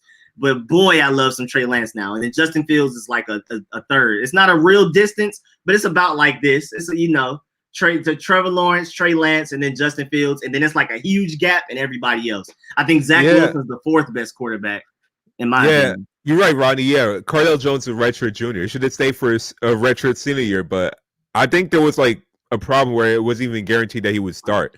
I think, that was the big problem. It was like, wait, you're declaring for the draft already? You should stay for another year. That's what Cardale Jones should have. Honestly, Cardale Jones had the potential to be, like, in terms of passing, better than Dwayne Haskins too, to me, because he had the arm. He had the arm. He just everything else just needed improvement. But I felt like that could have helped with more game time. But he rushed to the NFL too early. Yeah, and that's the same thing like with Haskins, only playing 1 year. It's kind of showing. Yep. Trey Lance technically only played 1 year. He played 1 year in a game, so I'm a little worried about that. But again, the things that you're worried about a quarterback not being able to do because they only played 1 year, Trey Lance is good at it. Technique, throwing with anticipation, reading defenses. I mean, that's literally plays where the defense he's going against will start in cover one. Then after he snaps the ball, they'll change the cover two, and he'll like see it and adjust to it. Like, I mean, I'm telling y'all, Trey Lance is different, bro. Trey Lance will be QB1 in so many other quarterback drafts. It's just sad that he's here with Trevor Lawrence. Actually, it's a good thing because, you know, if without Trevor Lawrence, Trey Lance will be taking one probably first overall. Maybe it'd be Justin Fields, but that's why I love the fact that his quarterback class is so deep because we can probably end up getting Trey Lance maybe with like a top 7 pick. We don't need the second pick in the draft to get him, probably, but we'll see. But yeah, I think Trevor Lawrence is gonna be.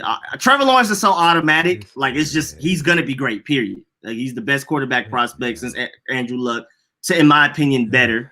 Just because he's more athletic, he's faster, and like Shay said, he's more marketable.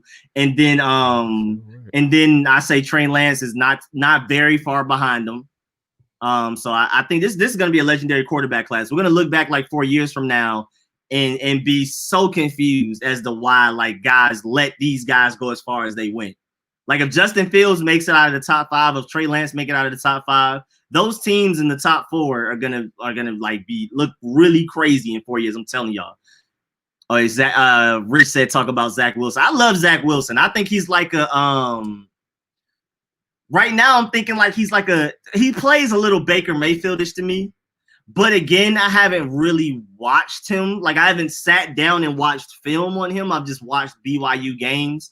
And I really like Zach Wilson. Like to get somebody like Zach Wilson in the second round, I wouldn't be too mad at that. Again, I'm going to be mad if we pass on Trey Lance or one of these top 3 guys in general. But like if we take like say Panasawel in the first round or Penny Sewell, however you pronounce it, and we get like Zach Wilson in the second, I'm not mad. I like Zach Wilson a lot, but I think those other guys are just so different that I would be disappointed without one of those 3. He said Trey Lance needs one more season. But the only thing that Trey Lance needs for another season is to prove that he can go against better talent. That's it. The thing that the problem with a quarterback only playing 1 season is that you worry about their mechanics, if they can read defenses, if just all kinds of stuff like that. Things that like Haskins is struggling with. Trey Lance doesn't struggle with those things. He has great pocket awareness, which is something typically quarterbacks who only play 1 year don't have.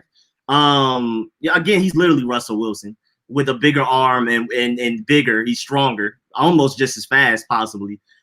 He can read defenses. Like I said, there's some plays where defenses start out in cover 1, and then after he snaps the ball, they change to cover 2. He's able to see that and change his read and make a decision. He reads safeties the one way. He'll look at them one way. Just he knows he's going to throw this way, but he's looking this way to move the safety. Throws it that way.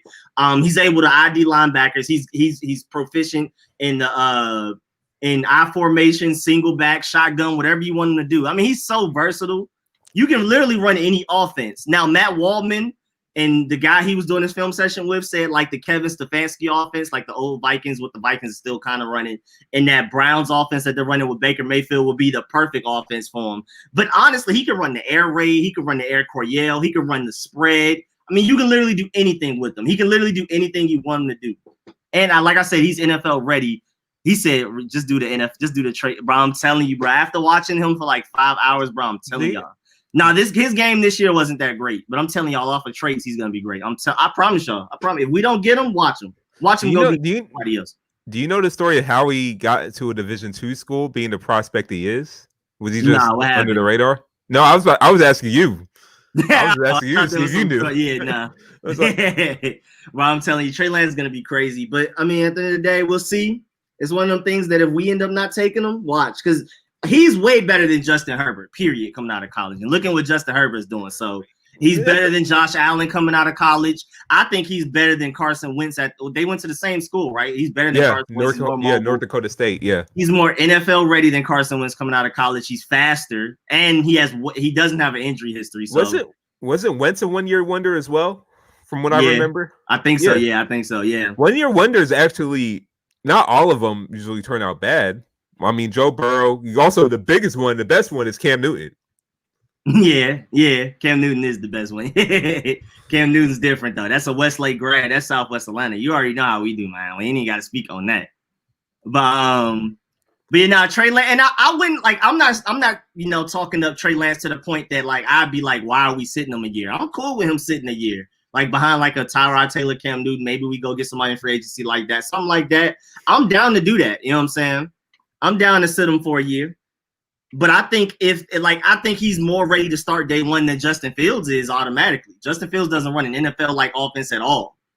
Now, I mean, again, his level of competition, you can cut him for that. But again, when you're judging quarterbacks, you're looking at traits. You can easily tell by the things he does that he can do that if he played for South Carolina and was going against Alabama. It doesn't matter what he has around him, what he's going against. The traits he has, the arm, the accuracy, how he can read defenses, his quick release. Like it's like things he can do that you can't teach guys how to do. You know what I'm saying? So at the end of the day, I think he's going to be great. I do plan on doing a film session on him at some point.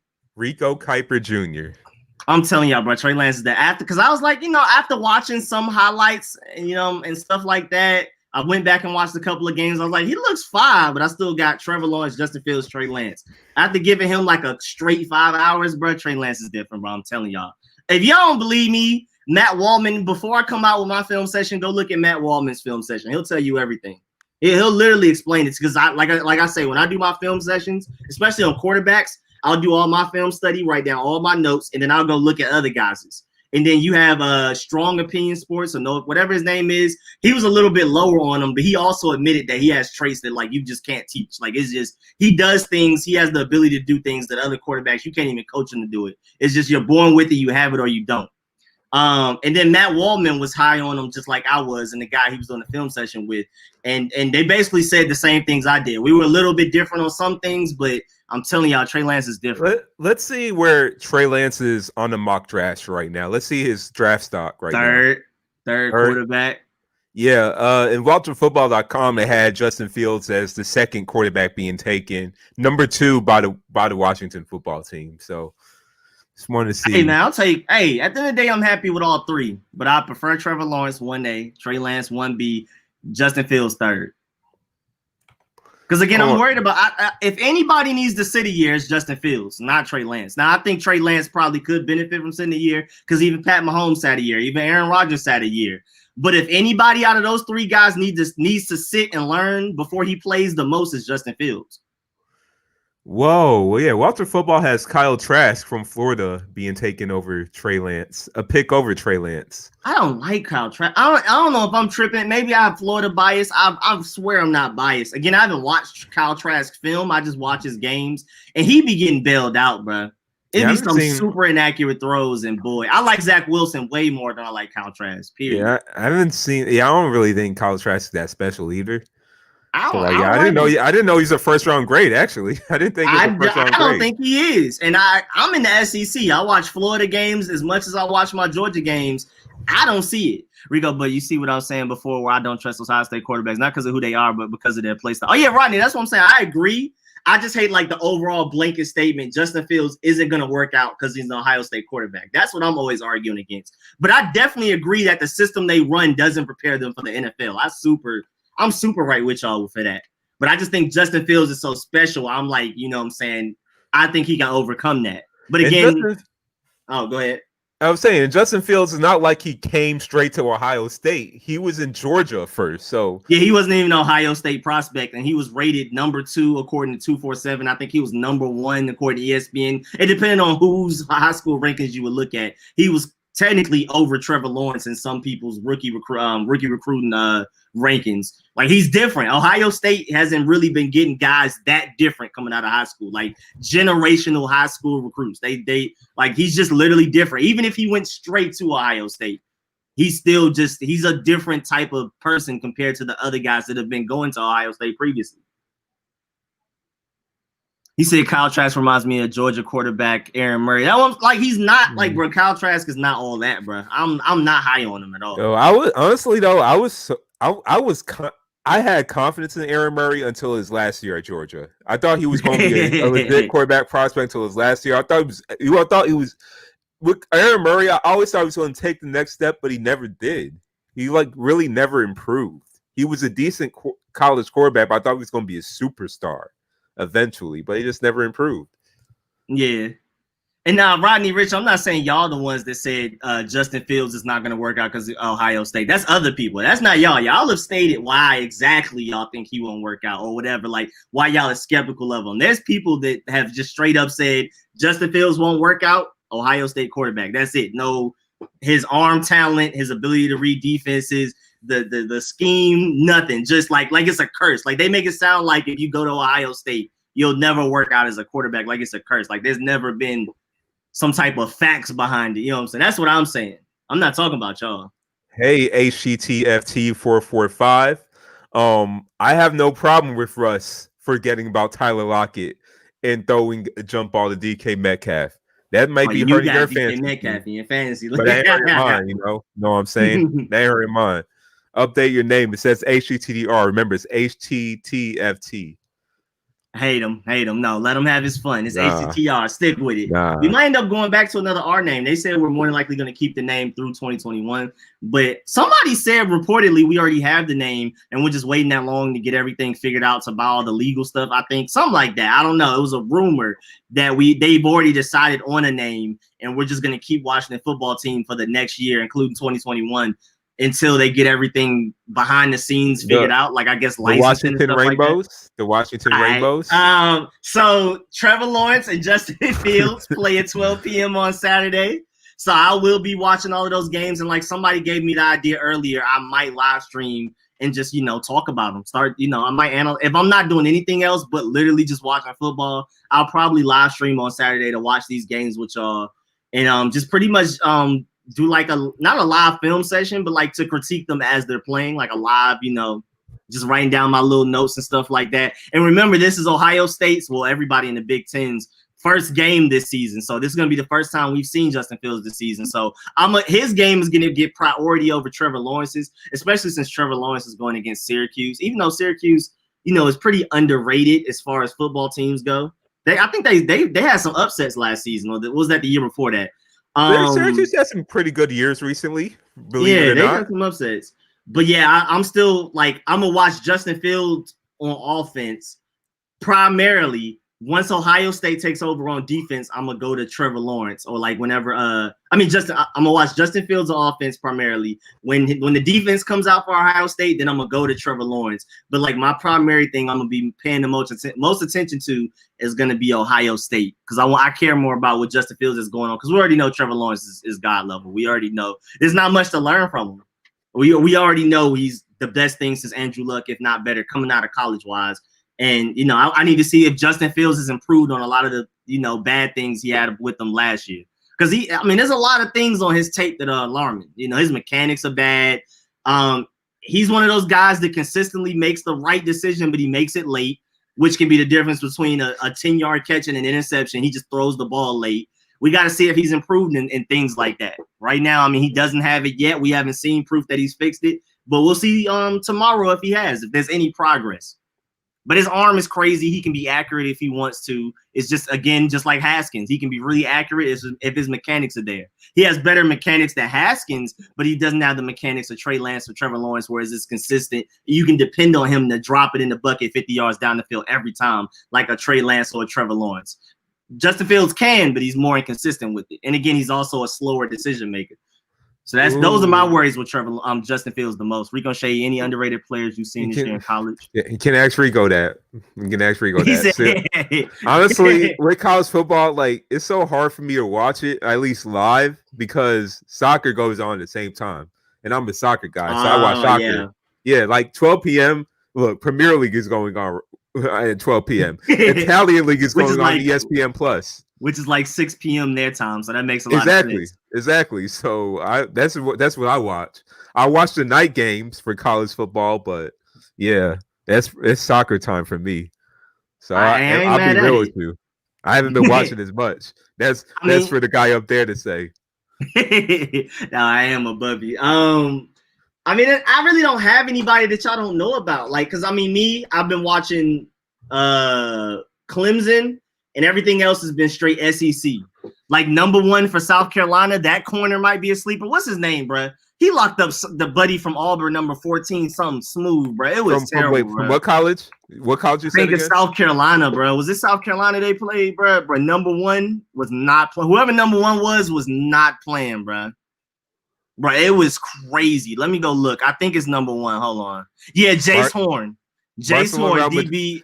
Oh, he's from Atlanta. He went to South Carolina. You a traitor. But either way, he locked down. He might be a real sleeper corner. Look up Jace Horn, Jayce Horn. I think, how do you spell it again? Let me make sure. It's Horn, just regular Horn, I think. Let me go back up. Oh yeah, Jefferson. Yeah. Barca around Madrid. Yep, tomorrow at 10 a.m. If you know a stream where I can watch it, please tell me, because La Liga is the only league I don't have in my subscription. Have you tried Bowling Kit? Bowling Kit? I don't even know about that. Hold up. Let me put that in my notes. Jones said I'm still waiting for my apology for you rooting for the Celtics. Bro, what's so wrong with that? My brother likes the Celtics. There's somebody from the Celtics from Atlanta. What I do wrong? What else? Who am I supposed to root for? Looking at Rashad Bateman from Minnesota. Oh, yeah, somebody told me to look up Puka Williams. First of all, Puka's a funny first name. He sounds like he's straight from Cleveland Ave with it. That just sounds like a nickname the hood give you. That don't even sound like a real first name.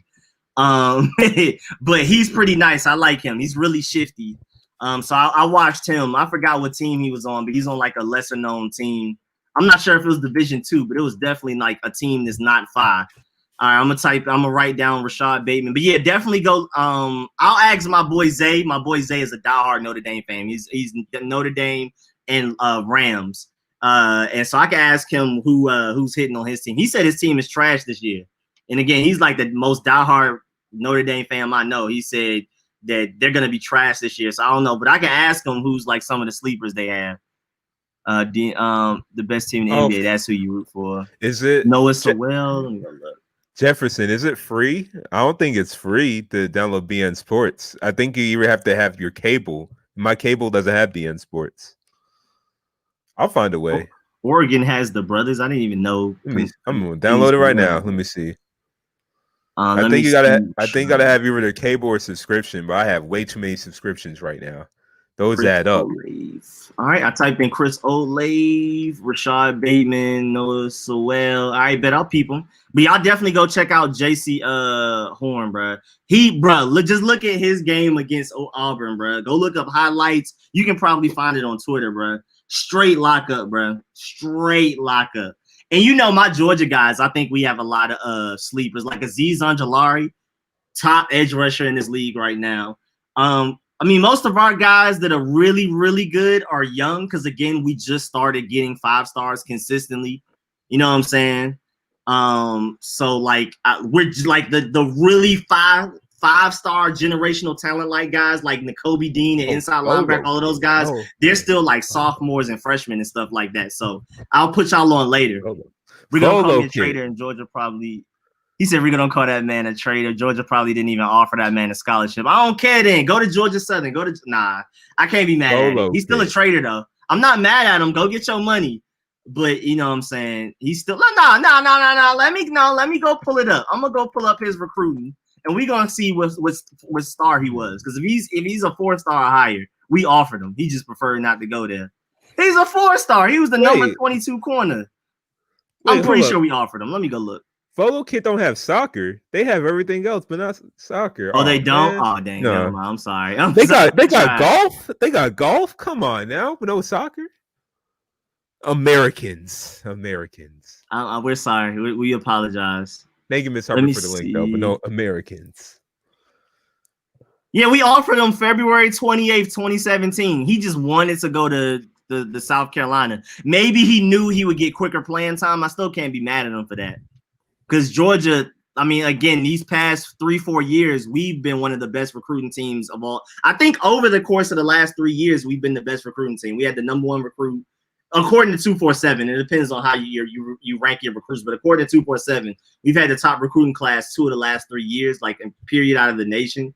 And so maybe he was like, they already have good corners, and I want to fight for quicker playing time. I can't be mad at that. He's still a traitor, but you know what I'm saying? Get your money, feed your family how you got to feed your family. But you from Atlanta, you can't go to, as long as he doesn't go to Florida, though, I don't hate him.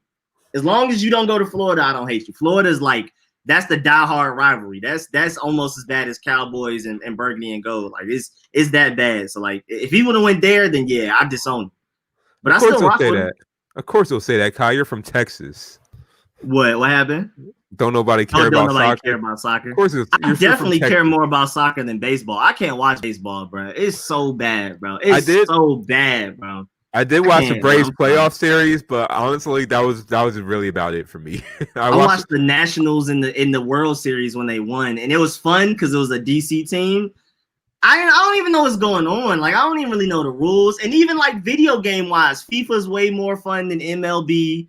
To whatever it comes out on, it's just not the same. PS4. It's a PS4 exclusive. MLB The Show, PS4 exclusive, made by Sony. I don't. Soccer is definitely better than baseball to me, man. Thing is, I understand all the rules of baseball. It's just that I can't watch a full game without falling asleep. I honestly fell asleep watching the Braves and Dodgers game, and I thought Braves were going to win, and then I wake up and I see Dodgers won 4-3, and now I know how it is to be an Atlanta fan because I actually support the Atlanta Braves. I just don't really support any other Atlanta team. Well, the Hawks, I'm indifferent with all basketball teams. I don't have a love-hate for any basketball team. Like I'm indifferent. I just like watching basketball. So it's really Atlanta Braves and Atlanta United. That's really the only two Atlanta teams I support. Baseball is just, bro. I've gone to so many baseball games. We literally go for the food. Like when I used to go to the Bowie Bay Sox games, I went for the hot dogs. When I went to Orioles games, I went for the hot dogs. Like No, it's fun going to a baseball game, even if you don't care about the sport. It's just it's fun. It's fun for me, it's fun when we go with people. Like when I go with friends or family, it's fun. But to be there by myself, edge of my seat, analyzing the game, no, bro, I can't do it, bro. Baseball. You gotta go with someone. Yeah, you gotta go with someone. You gotta go with, bro. It's just, bro, I can't, bro. There was a time I almost caught a home run, so that was cool. I didn't get it, man. Can't do it. I mean, then again, we're from the South. It makes it harder to watch things other than football or basketball because that's what, it's just like the South is straight football. First of all, that's why football is number one. Honestly, and then baseball, I was saying baseball is more of a northern thing. Like there's more baseball fans up north than there is. Yeah, and then like we're in the blackest city in America, and generally black people like football and basketball more, especially basketball because you can embarrass people. Like sports with black people in it, essentially. Yeah, or American black people, because there's a lot of black people in baseball. That's why those sports are dominated by black people. Just black people like them more. It's more fun. Basketball, you can embarrass people. You can't do an equivalent of crossing somebody over in baseball. And then football is football. It's nothing you can really speak on it. Everybody likes football, especially again the South. So baseball, I mean, I'm not saying baseball is trash. I watch soccer before it, and y'all can't slander soccer and talk about y'all like baseball. That's why I'm just sticking up for soccer. Y'all not gonna do soccer like that. Yeah, oh yeah. And not saying like if you a baseball fan, you better not be talking bad about soccer, saying it's like watching paint dry, but you watch baseball. Like soccer is way better than baseball, bro. Like, look, if you watch American soccer, okay, you can say that. But go ahead, watch soccer from Spain, watch soccer from England, watch soccer from France and Germany. Much better, much more fast-paced, much more attacking. You can have games where they can score 8 goals. It's very tactical. It's like a chess match, like live on the field. It's fun, and they don't stop. So it's definitely not a slow paced game because they do not stop. That's what I love. Bro, they most have about no it. commercials till halftime, bro. That's legendary. That is legendary. It's because in Europe, like usually sports are not played with commercials. It's just an American thing for sports to be played with Get commercials. that money. Hey, get that money. Yeah. Get that money. Their money's in their advertisements and their jerseys. That's where Europe gets their money from. They don't get their money from commercials. They'll like their games, like all sport, like most of their sports teams. I don't know with basketball, but I think with rugby too. Like they're all uninterrupted. It's just an American thing to have commercials. You feel about soccer? I feel about baseball. I just don't have time to watch baseball. I don't get it, bro. And I know the rules. I know baseball rules. I know ERA, all that type of stuff. I know the strategies. I know all of that. It's just not fun to watch. Yeah. But I mean, to me, it's not fun. I'll go to a baseball game because again, depending on who you're with, it can be fun. But generally, like it's just not like I'm not about to watch baseball from my house, bro. I'm not. You not like you get. I can't, bro. It's not it. I mean, when is the last time you've ever looked up one specific baseball player's highlights on YouTube, bro? That should tell you everything you need to know, bro. Like nobody's ever been like, let me go look up these baseball. Let me catch some Dansby Swanson highlights real quick. It's just not like. Well, probably Mookie Betts. Mookie Betts is probably like the one player you can do that because he'll be making acrobatic catches in the outfield. That's probably like the one player you'll probably like, okay, let me watch some of his highlights because he'll be making the most acrobatic catches. It's like he got a 40-inch vert.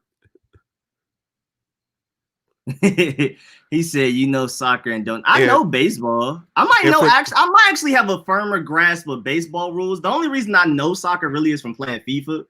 But like I don't know, even not knowing what's going on, soccer is just more entertaining for like somebody that like if I didn't know what was going on in baseball or soccer just by default is just more fun to watch, even if I don't know what's going on. But I think I slightly might know a little bit more about baseball than soccer. I just generally don't like it. But again, that's an opinion. I'm not saying baseball is trash, but y'all can't come for soccer and y'all like baseball. Like there's no way y'all gonna get away with that in this stream right here. There's no way. Fernando Tatis Jr. is also probably a player to watch highlights on, but like, I don't like knock anybody. It's a handful. Y'all not out here watching baseball player highlights like y'all out here watching Pat Mahomes or Russell Wilson or LeBron, KD. Like, come on now, y'all know, like y'all know for a fact. Don't even try it. I'll watch Austin Rivers high school hoop tape mixtape before I watch any of that, bro. He said, check out Eric. I don't even know. I've never heard of that. Let me go look that up. Yeah, you good. You can go ahead, Shay. I was about to go look up what he said for me to go look up. Okay, but like, look, like we say what we don't like, what we like watching. I don't knock anybody for like a sport. Sports is sports. But I just hate when someone says like, "Oh, this sport is boring. This sport is trash." Like just because like what you think has to be universal thought. Like no, that's just what you prefer. So like, don't say like, "Oh, soccer is boring." I hate when people say that because to me that's just so ignorant. Like soccer is like the most watched sport in the world. It's just in America, it's not. So, but I don't knock anybody for watching whatever sport they like. It's like everybody got their preferences. Everybody got preferences for food. Trash. Like, it's not like a universal thought. So I just don't like when people say that. Like, oh, I'm just up here defending soccer. Y'all not about to talk bad about soccer and then try to up baseball like it's better. Yeah, that's definitely not. I understand if y'all like baseball, but like I'm pretty sure if you do a general survey of just human beings and they don't know anything about sports, I'm pretty sure like you could probably ask women, they probably like that don't watch sports, they probably prefer to watch soccer over baseball. Baseball is just it's dying for a reason. It's literally dying, like ratings wise. It's pure facts. There's a reason it's dying. It's a slow sport. They're speeding the game up, but it's still a slow sport. It takes a long time. So it's like an acquired taste. Hockey's fast and violent. Hockey, I have no idea what's going on. I don't know the rules at all, but I can still it's still like at least it's a lot moving. There's moving pieces. Things are going from screen side to side. I think why both of us don't watch hockey, and you can't blame any of us for it. We live in Atlanta. Look what happened to the Thrashers. We live in the blackest city in America. There's no way we were just gonna grow up on hockey. Look what happened to the Thrashers. It's like there was, like I'm saying, like we don't have a hockey team. The hockey team we had went away because nobody watched it. Like it was just never promoted. No one ever cared about it. So we kind of grew up being assimilated to that thought. So, yeah. I mean, not saying hockey's bad, because I'm pretty sure I like hockey, actually get into it, but just never I'm grew up good. around I've it. I live in tried. Atlanta. It's just not. If It's just not me. I Yeah, I stayed in mean, Boston, then probably I'll be a Bruins. Yeah, I was saying if I stayed in I just Boston, I don't would have understand been it. a Bruins fan, but yeah.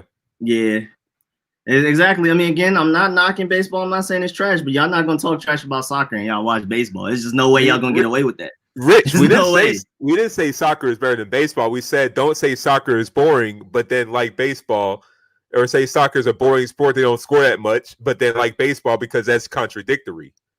Yeah, and I prefer soccer any day over baseball, me personally. Yeah, but I'm me not too. just gonna generally say soccer is literally better than baseball, even if I accidentally said it. But I'm generally saying I prefer soccer over baseball, and don't disrespect soccer for baseball. And again, if you look, bro, it's a dying sport, bro. I mean, I'm not gonna say it's gonna die, but you notice the ratings go down every year. It's America's pastime. That is just that. It's a pastime. Football, they had the basketball, worst soccer, ratings. all pull more views, bro. They do have the most rate. They have the worst ratings, bro. They had the worst ratings in World Series history. Like just like their game one was the worst ratings in World Series history. That's compiled with the pandemic too, but I mean that's just saying something. Yeah, bro, in baseball, I'm not even before pandemic. It was just the ratings go down every year compared to every other sport where the ratings go up. Like it's just like I'm telling you. You ask somebody neutral that doesn't care about sports. You ask them to pick between soccer or baseball. I'm pretty sure they're just gonna take soccer. It's just more to watch. Like it's just natural. But yeah, no, I agree. Baseball takes a lot of skill. I think it's more skill than anything else. You say it's just timing. It's a mental sport. Yeah, it's just the timing because mental. the World Series getting played at right it. now. Yeah, where World Series getting played at right now, it's like in the middle of football season, so people are automatically going to watch football over baseball. And then what's being played during the basketball season, people are going to watch basketball over baseball. So it was just the timing of it because of the pandemic.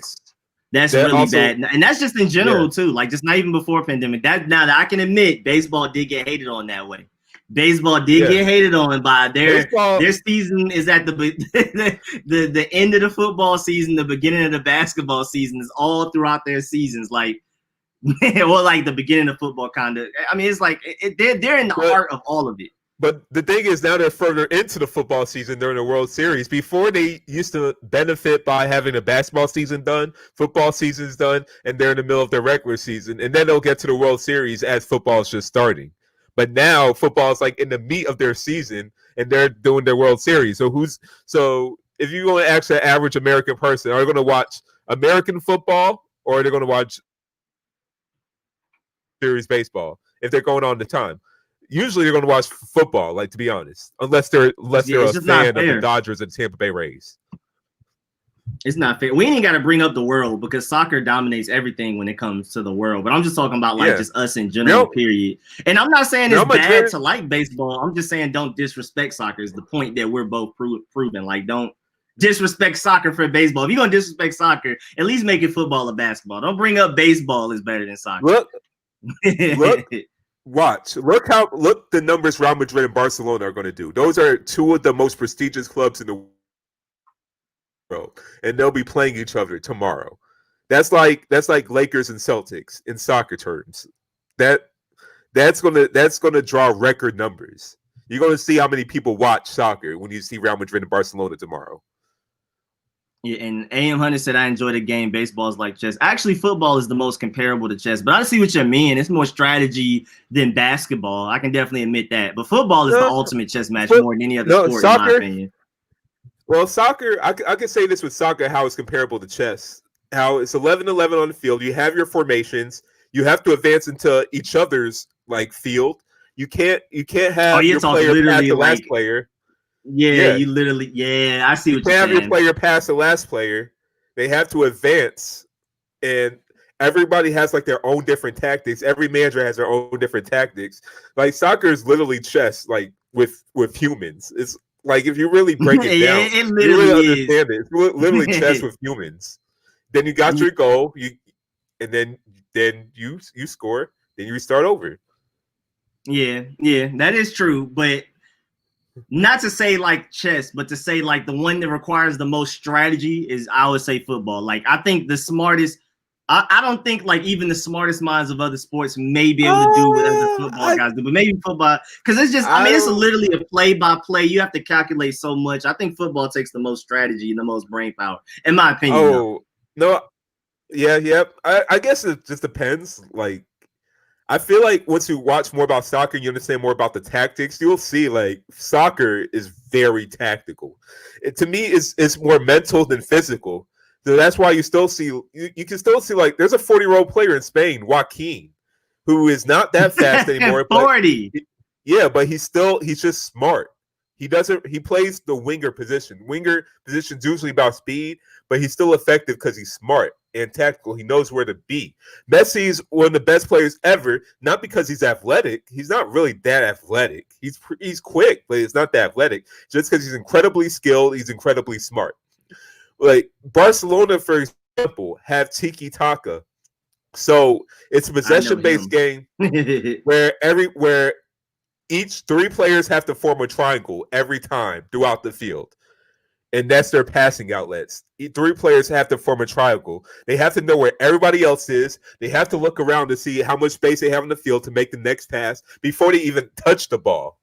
It's just when in case they get the ball, they got to see how much space they have.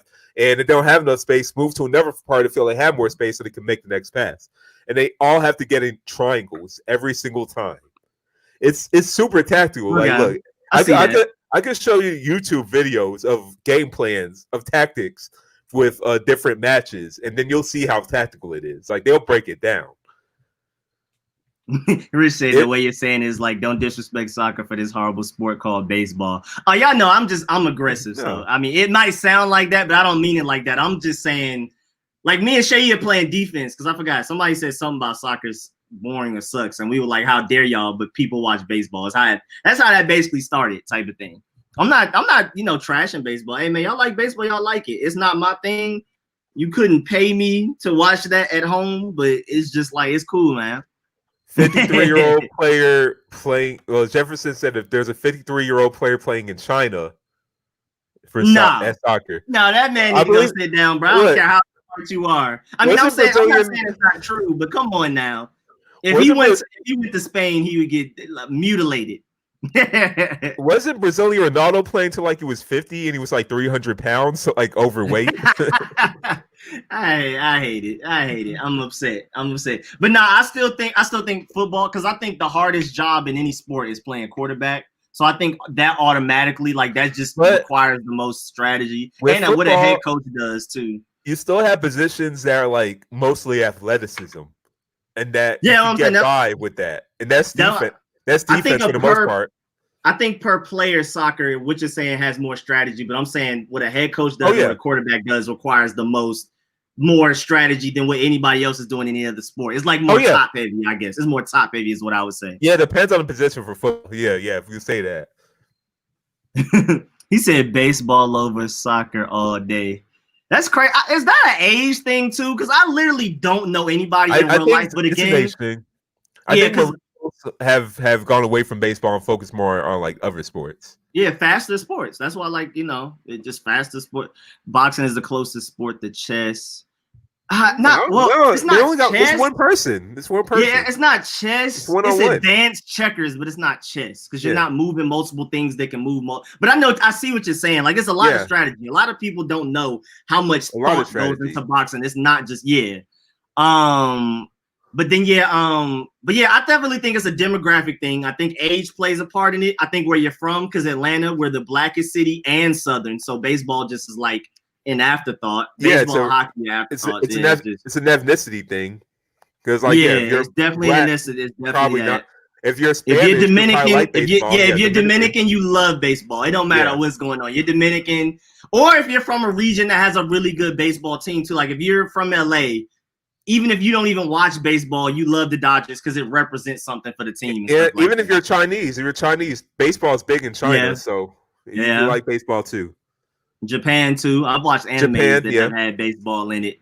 So I'm assuming, I mean, I don't know any Japanese baseball players, but it seemed like it. It's definitely a demographic thing. I think age plays a role in it, where you're from, ethnicity and background have to, bro. Because I'm telling you, bro, at least, I mean, from my experiences in life between Atlanta and New York, from living in both for plenty of years, besides y'all in this stream, I don't know any black people that love baseball. Like, I literally just have not met one in real life. I literally haven't. Oh, I have. They don't like soccer either. They don't like soccer either, but they just, it's football and basketball, and that's it. Like, that's all people care about. They're all up north. They're all up north. It's a region thing too. Like, yeah, up north they usually like baseball more because Yankees, Red Sox, two of the most prestigious teams are up north. Probably same thing in California, but I never lived there, so I can't judge. But yeah, down south is just not like that. You down south and black boy, the chances of you liking baseball is slim. Hockey's even worse. I think you're more likely to like baseball than hockey. If I had to pick, I prefer hockey just because it's faster. But I think just naturally, I think if we did a survey of people that went to my high school was 99.9% black. I think you would definitely find people that would like baseball more than hockey. Hockey is just a dead sport in the hood. Like, it just don't exist. Like, you might as well not even talk about it. Once in the blue moon, I will see people wearing Thrashers jerseys in Atlanta. Like, once in the blue moon, it's usually like a white person. I've never seen a black person wear like a Thrashers jersey. When I went up north, white, black, Hispanic, whatever, they'll wear hockey jerseys all the time. Like, I didn't think that was a thing. Bro, New York is straight basketball, period. I mean, unless you're like a different race than you like the other sports, but I'm just talking about black people. We're just talking about black people. It's just straight basketball. In the South is basketball and football, especially Atlanta. But I mean, I don't know. Like y'all are saying in the chat, DMV might be different. Y'all grew up on baseball, so maybe it's a DMV thing. That's why this chat just seems so different. And y'all are like, how? But from what I know from Atlanta and New York, it's just straight football and basketball. Especially when you're talking about hoods. If you're just talking about the hood, it's literally just football and basketball, nothing else. Nothing else even exists. You said y'all got a hockey team. We used to, and then it was so bad, fans didn't care about it so much because, again, we're the blackest city in America, and hockey's just, I think we finally just got a black person drafted in the first round, something like that. Something just happened for the first time in hockey, black-wise, and so black people just don't like hockey, and it was so bad that they took it to Canada. They took the team away from Atlanta. Atlanta used to have a hockey team. Winnipeg.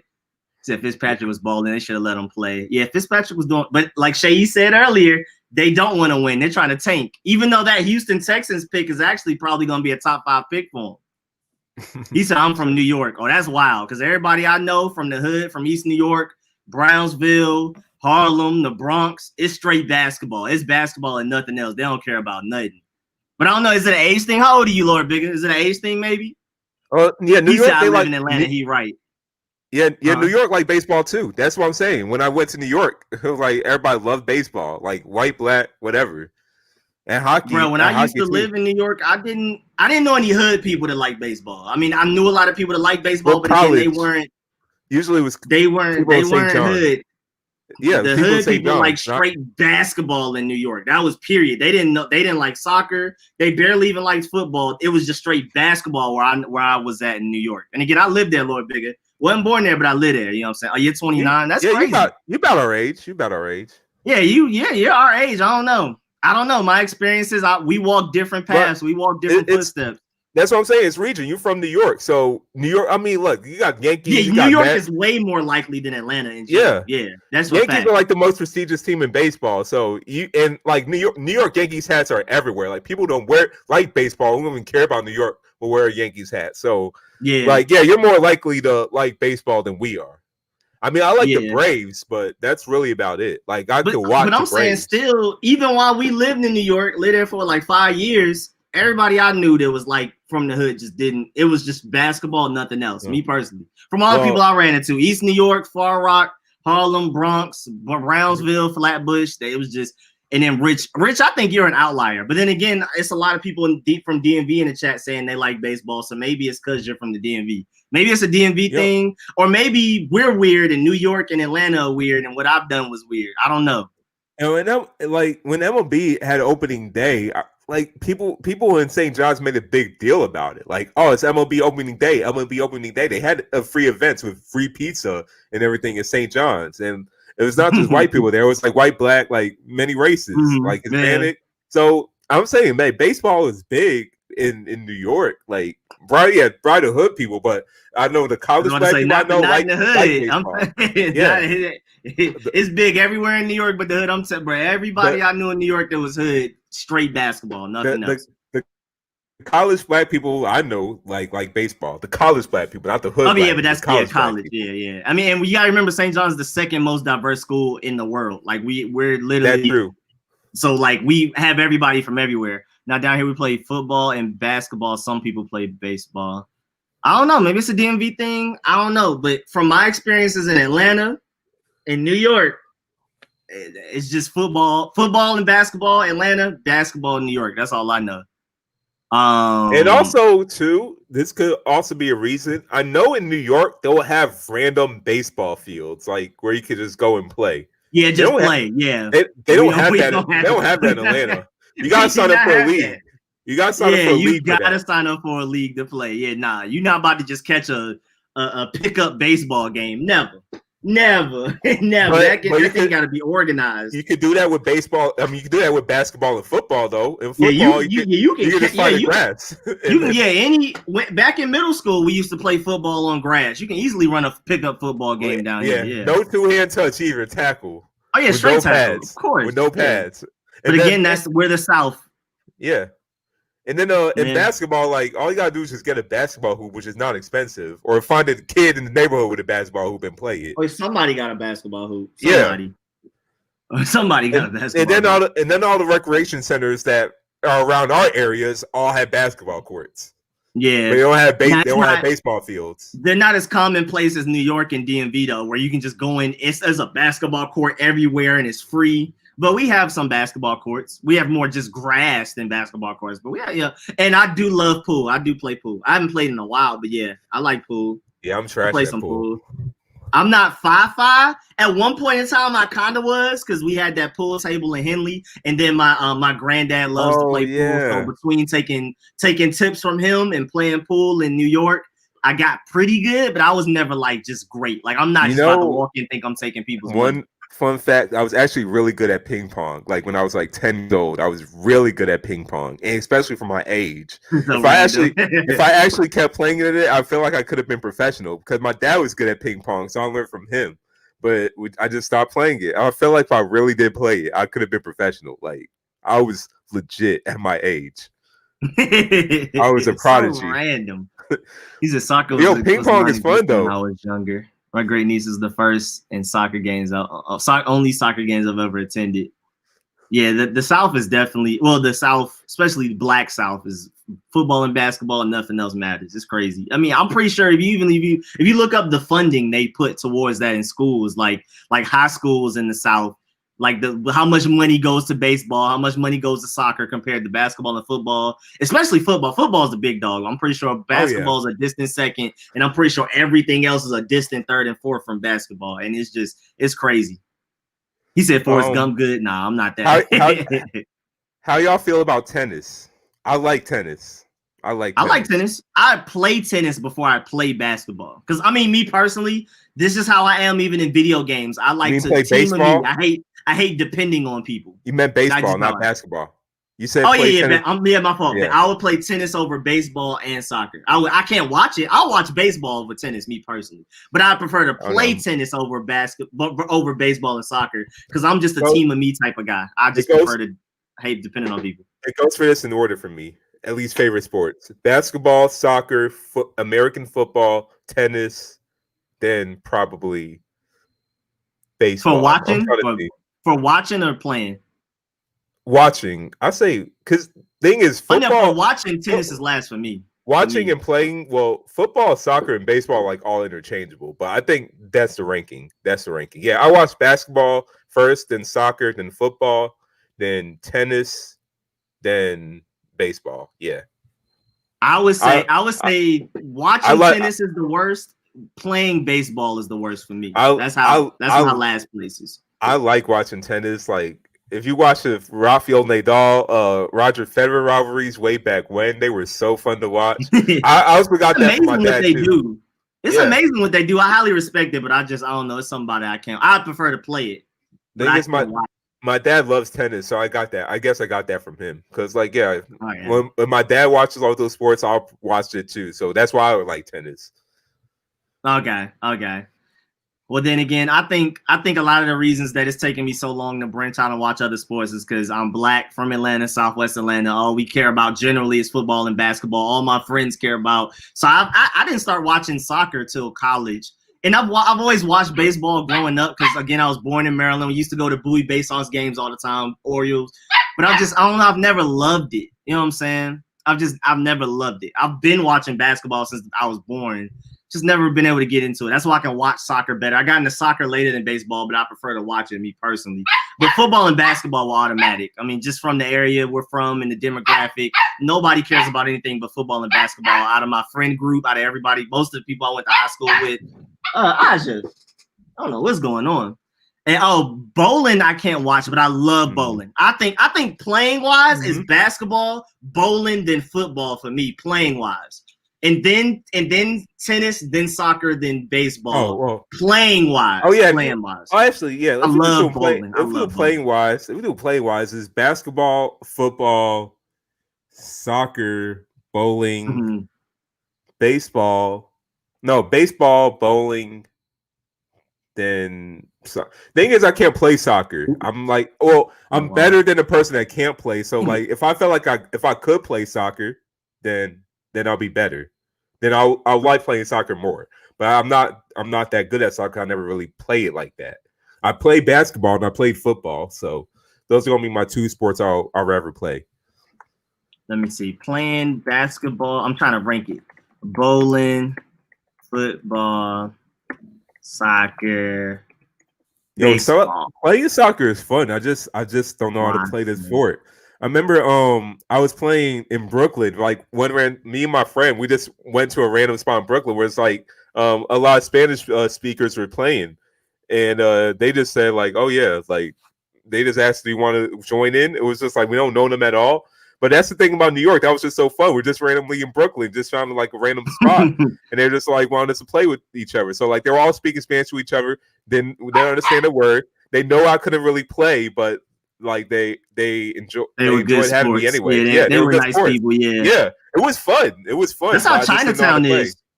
That's how Chinatown is. It's a court in Chinatown that you can play basketball, soccer, anything. You can just pull up, play anything with anybody. And they be chilling. Aja, come here, Aja. Golly, man.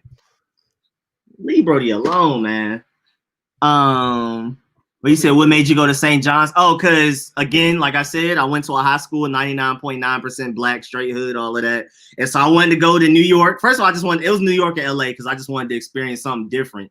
Stop being in the country all the time. But it's the second most diverse school in the world. Their study abroad program is literally the best in America. So I was like, oh yeah, I'm doing that. And I took advantage of it. I took a whole semester. I studied in Paris, Italy, and Spain. So that was one of the reasons I went to St. John's. But also, I just wanted to be in New York. It was between LA and New York. Then I visited New York. I had already been to LA while I was younger. And LA sounds really fun. It sounds like a nice place to live at for a few months. But New York is home for me. I definitely always got to have an apartment. New York is my favorite city to be in. And so I went there, had all kinds of fun, plan on moving back. Still got friends out there and stuff like that. So yeah, that's how I ended up at St. John's for the study abroad and for New York. And plus, like, I wanted to do a campus. I didn't want to be at NYU or like how Georgia State is, like where it's not a campus. Like you just happen to have buildings in a city where it's like you're amongst the regular city life. You're not just a campus with your own cafeteria, with your own buildings, with your own field of grass and stuff like that, where you have fraternities and sororities throwing parties and stuff like that. St. John's gives you that, and you're still in New York City. All you have to do is walk like 15 minutes to the F train, 169th station, and you're good. Then you can go to anywhere you want, Manhattan or whatever. And then when I move back to New York, I'm moving to Harlem or Manhattan. So I'm gonna be in New York, but still. So Joseph, I know soccer is supposed to be in our Nigerian blood. So yeah, like I was saying, I'm better than the average person who can't play soccer because it's in our blood. If I actually learned how to play it, I would have been very good. I knew I would have been very good if I learned how to play it. But I just growing up in Atlanta, like everybody else played basketball and football, so that's what I'm going to play, basketball and football. If I grew up in an area where people played soccer, I would have played soccer. But probably would have been 5. Yeah, I really believe it. And then so I'll answer the question why I went to St. John's. So I'm a huge. They had them girls. Yeah, we do. I could Atlanta, agree. period. Atlanta, Houston, we all got them, man. I heard DMV have them too, but I just wouldn't know. But yeah. So why I went to St. John's is because I wanted to go to New York first and foremost. I wanted to go to a big city. Atlanta at the time I was going to college wasn't the city that we know it to be right now yet. Everybody coming here and making the traffic worse. Yeah, Atlanta used to be pretty bad hood-wise. Because New Orleans, it was already really bad. Atlanta was already one of the worst places crime-wise. Then Katrina happened and New Orleans came and it was way worse. Then it got better and now it's starting to get bad again. I'm not going to lie. From what I've heard from some of my friends is outside, because again, I'm inside COVID. But all my friends that just be out chilling, Atlanta's getting back worse again. Like just straight, like it's not Chicago, but it's up there. But yeah, keep going. I didn't mean to interrupt you. But no, you're good. Yeah, but like exactly what Rico said, and I graduated 2011 from high school. So yeah, I went to New York. I actually never toured the campus, so I didn't know it was an actual campus. See, I was under the impression St. John's was like right in the heart of New York, and I wanted it to be. So I wanted to be right in New York. I want to be right in the big city because look, I'm not from where Rico's from. Before going to St. John's, I've barely been to Atlanta. I really only been to Atlanta for the sports games, for the Hawks games, for the Falcons games, for the Braves games. Only time I literally didn't have a white friend. I had white friends in Maryland because I went to a diverse school. But as soon as I moved to Atlanta, from 6th grade all the way to 12th grade, I didn't have a single white friend. I knew 2 Middle Eastern people that I kind of liked. Like they were cool. They were like the super like friendly, nerdy people. And I rock with everybody. It doesn't matter who you are, hood, nerd. It didn't matter. Like I was one of those people that was friends with everybody. It didn't matter, sports, whatever. And plus black people don't really have cliques like that. There's no popular clique. There's no this clique like the stuff you see on TV. Depends what high school you go to. I'm gonna say maybe it's a hood thing, but hood people, it's literally either you lame or you not. You can be a nerd if you want, as long as you're not, Nah, that's not the key. That's not that's not McKee. Maybe it's a hood school because my hood school, it was no such thing as cliques. You either liked who you liked or you didn't. Like it didn't like there wasn't like you're a nerd, we bully you. There was no such thing as bullying. Like hood schools is not not a thing. And McEachern was middle class black kids or preppy black kids. So in McEachern, I didn't go to a school that was now 9% black. It was equally divided between white. Well, probably white was a highest demographic, then black, then Mexican. I'm not saying Hispanic. It was really just like Mex. It was really just Mexican. Oh yeah, that's all. We don't get like they don't get Dominicans and Puerto Ricans. Yeah, we don't get Dominicans and Puerto Ricans like New York and other places. It's straight Mexican here. Period. Yeah, straight Mexican. So yeah, the thing about my area, it was very conservative views. And I didn't know it at the time, but I was already tired of it. And going to New York, which was a lot more open-minded. That's the reason I went. Yeah, and also like I was heavily influenced by New York music. I was heavily influenced by music from New York. Tribe Called Quest, all of that. The Lokes, all of I wanted some of that too. I was hoping New York would be like that. By the time we came, it was already gentrified, so it was still great. But it wasn't the New York I wanted. Like I wanted 90s New York. That's what I dreamt of New York. Everybody's still outside. Of course, phones made it worse. And New York is still more outside than any other city. Like people just outside, just living life. But I thought it was just gonna be strictly like everybody hates Chris. Everybody's outside all the time. That's what I thought. I was hoping it was like that. It was like 70% of that. Atlanta's like probably 30% of that. It was still better, but it wasn't what I wanted. But yeah, it was still fun though. And I just wanted to get out of state. Because, like, what I was about to say with McEachern with the clicks and everything, like, everybody tried to be someone they're not. And I was just getting tired of it.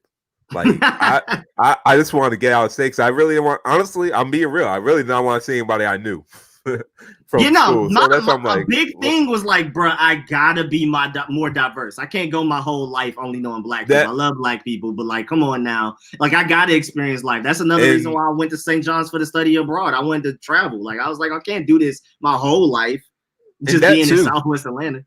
Mine was a little bit more diverse than you, but I didn't want to go to a predominantly white institution.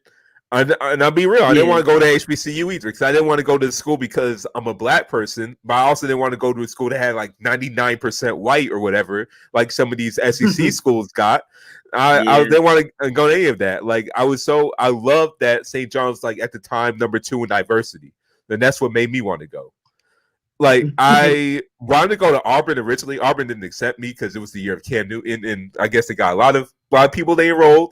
So they were talking to me since freshman year, but I guess after that year they didn't want to accept me now. But they had like 96% white people, and I saw that, and I'm like, yeah, I don't want to go here anyways. I'm good. In Alabama, I was like, yeah, I'm definitely good. So I preach diversity. Period. And then I looked it up, and it said like, oh yeah, they have a lot of racism like in that area. So I'm like, yeah, I didn't want that. Kind of really turned me off.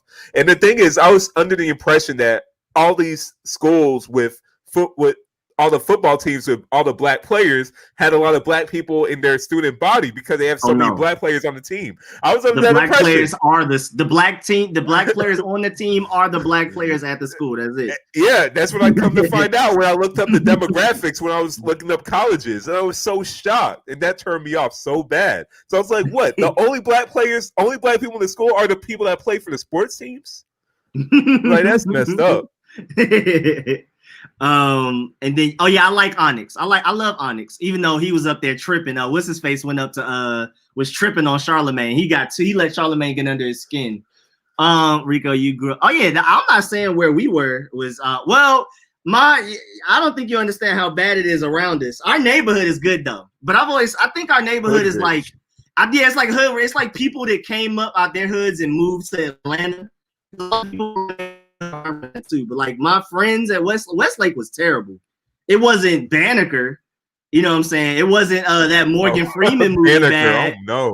Westlake, but I know like Nas and them are terrible. Lyrics friends are even worse than my friends. They are terrible, bro. Like our house wasn't the hood, but like Cliftondale is terrible. Cliftondale is straight terrible. It's always fights. People always have some random guns. I'll never forget that time Buddy got his guns took, and we left. We were in the middle of a 21 game. I think highest score was 14. Some people had guns, and they robbed somebody else for their gun. And we was like, oh yeah, it's time to go home. It's time to go home. Yeah, I've always had it. I think it's perfect because I've always had a big house. I've always had a big room. I've never just been like struggling, starving, don't know what's going on. You got a bigger house than I do. Yeah, like I've always had the best of both worlds. I have my friends. We all like all of that. It's always more fun. Joaning, ignorance. You never know what's gonna happen every day. But at the same time, when I go back home, I have a huge room. So I've always said I've appreciated. I've always been happy. I've had best of both worlds. Because Cliftondale is definitely the hood. I have friends that's not from Cliftondale area hate Cliftondale. They like, nah, I'm not coming down there, bro. It's too ignorant. Like, it's just, you know what I'm saying? And Westlake is technically the preppiest out of all of the schools in Southern Atlanta, like between Banneker, Langston, where Gunna went to. Tri-Cities might be a little bit better. Benjamin. Westlake is technically the nicest school, but it's still bad. Lord Big, I'm definitely not ashamed. I'll tell people I'm straight from the suburbs. I'm not ashamed at all. Yeah. Hey, man, I love my big house. Shoot, I wouldn't be able to have this dog right now if my room wasn't big enough to support it. And the thing is, what kind of made my area kind of sketchy a little bit. One was the New Orleans thing. New Orleans definitely messed up Powder Springs as well. It messed up all the neighborhoods, like all the nice neighborhoods. Once they came I know Houston got it bad too. I heard Houston got worse because of Katrina too, because they're closer. They got it real bad. Yeah. Like they got it worse than us, I think. They came everywhere. Good neighborhood, bad neighborhood. They came everywhere, messed it up. But also as well, like since we were like close to Bankhead in a way, but we're close to Austell, which is the hood, but we're the suburbs. Everybody, like, we'll have some people who come from those areas, but it's just mostly people who try to act like they're hard. So they'll try to. Those are the most dangerous people. Yeah, and that's what we had. To deal with the people in my area that know what they're doing with guns and actually hood than those people out there. I mean, even my boy Sneakers, he from LA, but he grew up like in Decatur a little bit. Then he moved to Douglasville. He's like, bro, I'm the scariest Yeah. people I ever met. The fake hood people, the scary, because they always feel like they gotta prove themselves. Douglasville. It's terrible, bro. Douglasville is right by Powder Springs. That's a bordering city. That's a bordering town. So like same thing. Bro, you gotta deal with the people that's out here doing stuff that ain't. They making up gangs. They not blood or crip. They just making up some random stuff they came up with in their basement. That's what we had. That's what we literally had. Douglasville, Powder Springs is a scary place. You got people out here doing wild stuff. Their gangs don't even have code of ethics. It's just I gotta go do something to prove I'm hood, even though I'm not, bro. It's scary, bro. They're the scariest people, bro. Like I don't know if I said this on this podcast, but yeah, there was like two people that I knew. One of them was in my class, like some of my classes. They both got shot and killed, like in a car, by an 8th grader. Because I guess they owed the 8th grader money for weed. It was a weed deal. So I think the story was they owed an 8th grader money for weed, and he shot them like from the back seat. So he was in the car with them. Yo, all right. That was the story. Like, I don't know if the story is actually the story. I'm not going to lie. I'm more afraid of them than Cleveland Ave and all that. And it happened in Ron Anderson. It happened in the parking lot of Ron Anderson, where we played basketball. That's wild. Yeah. And then I know one of the dudes, like, he's not hood at all. He was like kind of a class clown. He just hung with the wrong crowd, but he was kind of a class clown. So, and then got caught up. Yeah, man, that's what I'm saying, bro. Them fake hood people are the most random, unpredictable people. Like that shouldn't have been something you died over. You could do something like that in the hood quite a bit, and you might get robbed, but you might not get shot. Like it just seemed like they always have something to prove. They're the same people to get a tattoo on their face and think they've been through something, even though they haven't. Like it's the same people, bro. Douglasville, Powder Springs. I'm scared of them. I'm not gonna lie. The black people out there that think they gotta prove themselves to be harder than they actually are, like rougher than they are, bro. Them people are the scariest people. And I say I was a college freshman, or I was a college sophomore at that time, so he was the same age as me when he got shot and killed. So he was the same age as me as a college sophomore. So I'd say about like 20, and then the other dude was like a few years older than him, 23, and they got shot by an 8th grader in the back seat. An 8th grader, that make it just sound like they so little, like he was struggling to hold the gun. That's crazy, bro. Yeah, but yeah, Powder Springs that's another thing worse when I left. It did get worse when I left. Another thing too, I don't know about other cities, but I know like Atlanta and New York, the hood people I know, like when they do what they do, they go to other places. Like they're not gonna do their dirt in their own hood. Like they respect their own hood. They love their hood. They're not gonna do it where they live. They're not gonna do dirt where they live at. But them Powder Springs people, them people that's trying to prove that something that they not, they'll do something right at their house if they got like it's bad, bro. You know what? It's different. I think it was bad when I left, but I think right now currently it's getting better because it's not the cool thing to be hood anymore. Everybody wants to be trendy now. That's good.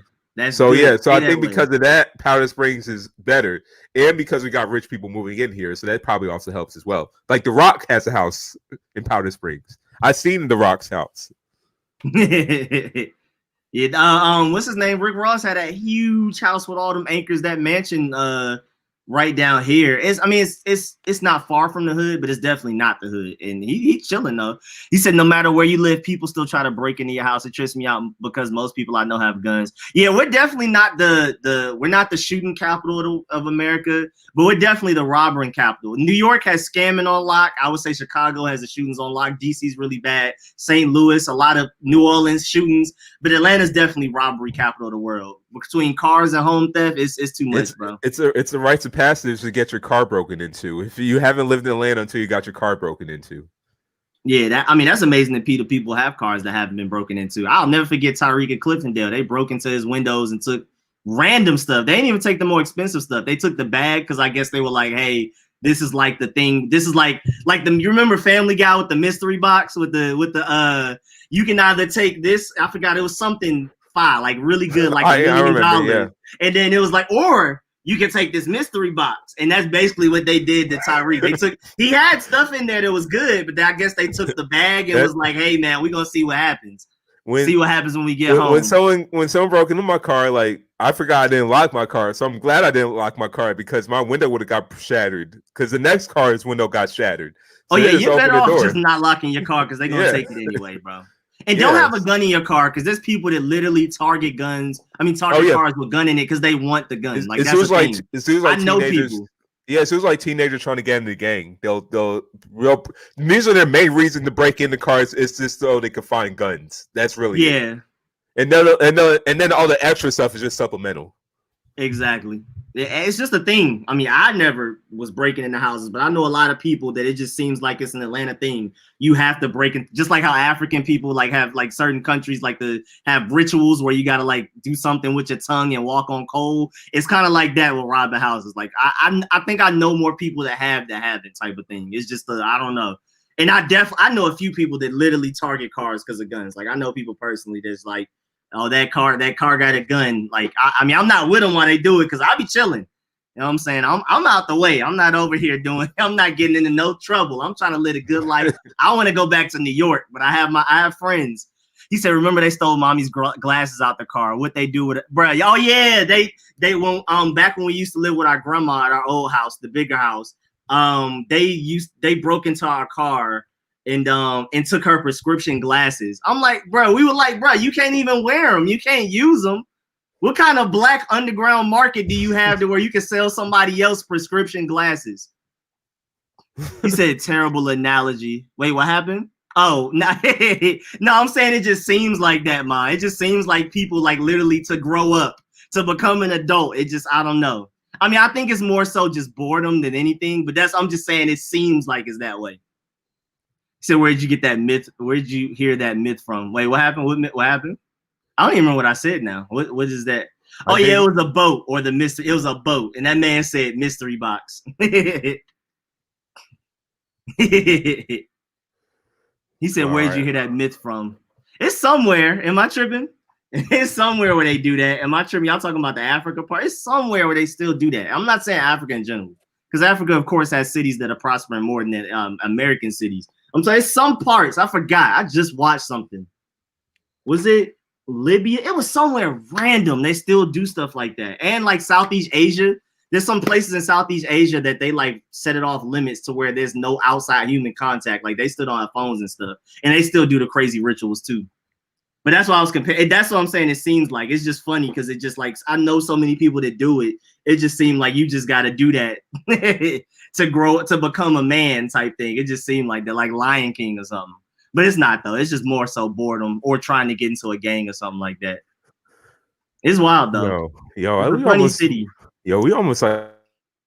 Yo, I still got dinner to eat. I probably gotta go. I'm actually not even that hungry. I ate like soon before. I do gotta take Aja out. I'm surprised. No, this is supposed to be the unbreakable bone. I literally bought it because you're not supposed to be able to eat it. Look what Brody did already. Nope. He said Atlanta's getting worse than Baltimore. Is it? I thought Baltimore was terrible. I don't know though. Again, I don't really know too many people getting shot often in Atlanta. I mean, I know about people like Z and Lyric and them age. They're younger. They just got out of high school / in high school. Their age group, there's a lot of shootings and people dying, especially like the rappers and stuff. But I think in general, I don't think from what I've heard about Baltimore, I don't think Atlanta's worse. Robbery wise, it might be, but I don't think shooting wise. I'm not really scared for my life in Atlanta like that. I don't know, but then again, like the gun laws here, I mean, everybody has guns. I mean, you know, no matter what you're into, everybody, I don't know. That's another part of it. That's another thing that makes he said Baltimore is horrible. Yeah, that's what I thought. I don't think Baltimore is worse than Atlanta. I think Baltimore is worse than Atlanta. I'm assuming. I don't know. Last time I went to Baltimore was that RG3 preseason game. When we played, I went there with my dad and my brother. I don't know. And we went straight to the stadium and back. I don't know nothing about Baltimore. I just know the accent is funny. That's all I got from Baltimore. I have no idea what they're crying. Rites of passage is a phrase. What did I say? Thank you, mommy. Rites of passage. Yeah, thank you. What did I say? Did I not say anything or did I say something wrong? Because I don't remember. We were supposed to do the NFL game picks, but it's already almost 11. And Aja barking, she gotta. Yeah, my mom already called me on my phone, so we can go ahead and dip up out of here.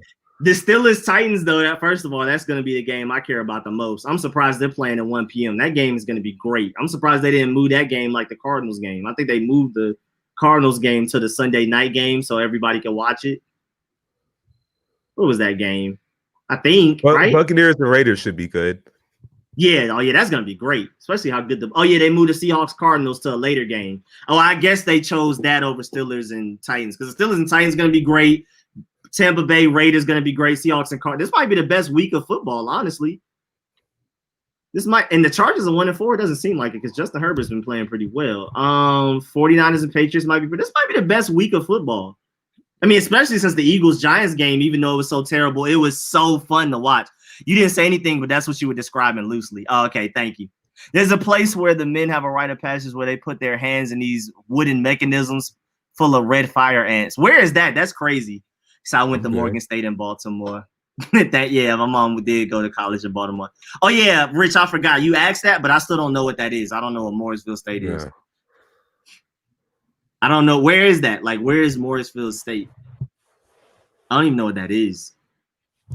I know one college, though. Fort Valley is crazy, bro. It's like the most hood school you can think of, your high school, and just multiply it by 3. But the stories I know from everybody I know from Fort Valley was hilarious. I mean, even my boy Zay that went there, like, he would join the party every night. It was always a new story, bro. Fort Valley is hilarious, bro. Couldn't go somewhere like that. That would have been the complete opposite direction I was trying to go to from Westlake. Should I pay attention to the OPRK? It depends. Me personally, defense-wise, like if you're trying to pick what defense you're gonna play in fantasy, and I shouldn't be telling y'all this because then that's just gonna help y'all beat me. It's upstate New York. I don't know. But defense-wise, me and Seyi both do the same thing where we don't necessarily have a defense we like. We just pick up the defense that's playing against a bad offense. Like whoever the Jets are playing, I'm playing that defense that week. I don't care who it is. Yeah, whoever the maybe the Broncos, the Giants, you know what I'm saying? I'm playing that defense that week. Even maybe whoever's going against the Washington football team. You might want to start starting them in fantasy football team. Whatever defense is going against us, except for the Cowboys. Cowboys defense is terrible. But then again, the Cowboys are so historically bad because people beat them deep. Kyle Allen can't throw deep. So, do with that information as you will. But I don't think we're going to be able to take advantage of that Cowboys defense like a lot of people think. Because again, they get beat deep. Their safeties are the ones getting beat deep. That are getting beat. That's why their defense is so bad. Their run defense is still pretty good, but it's just like they can't defend people down the field unless Kyle Allen hopefully goes out there and starts throwing deep bombs, but I doubt it. He doesn't have much of an arm. If we want to throw deep bombs, we should have kept Haskins in the game. Funny how the best team in New York is Buffalo. Oh, yeah, that's terrible. Both of the New York City teams are trash. We're the only team in New York, actually. Yeah, bro. Jets and Giants are trash. And they're technically the only team in New York, yeah. Yeah, they play in Jersey anyway. He said chill, Rico. I mean, hey, you never know. Maybe Scott Turner's going to dial up some deep throws for Kyle Allen to throw.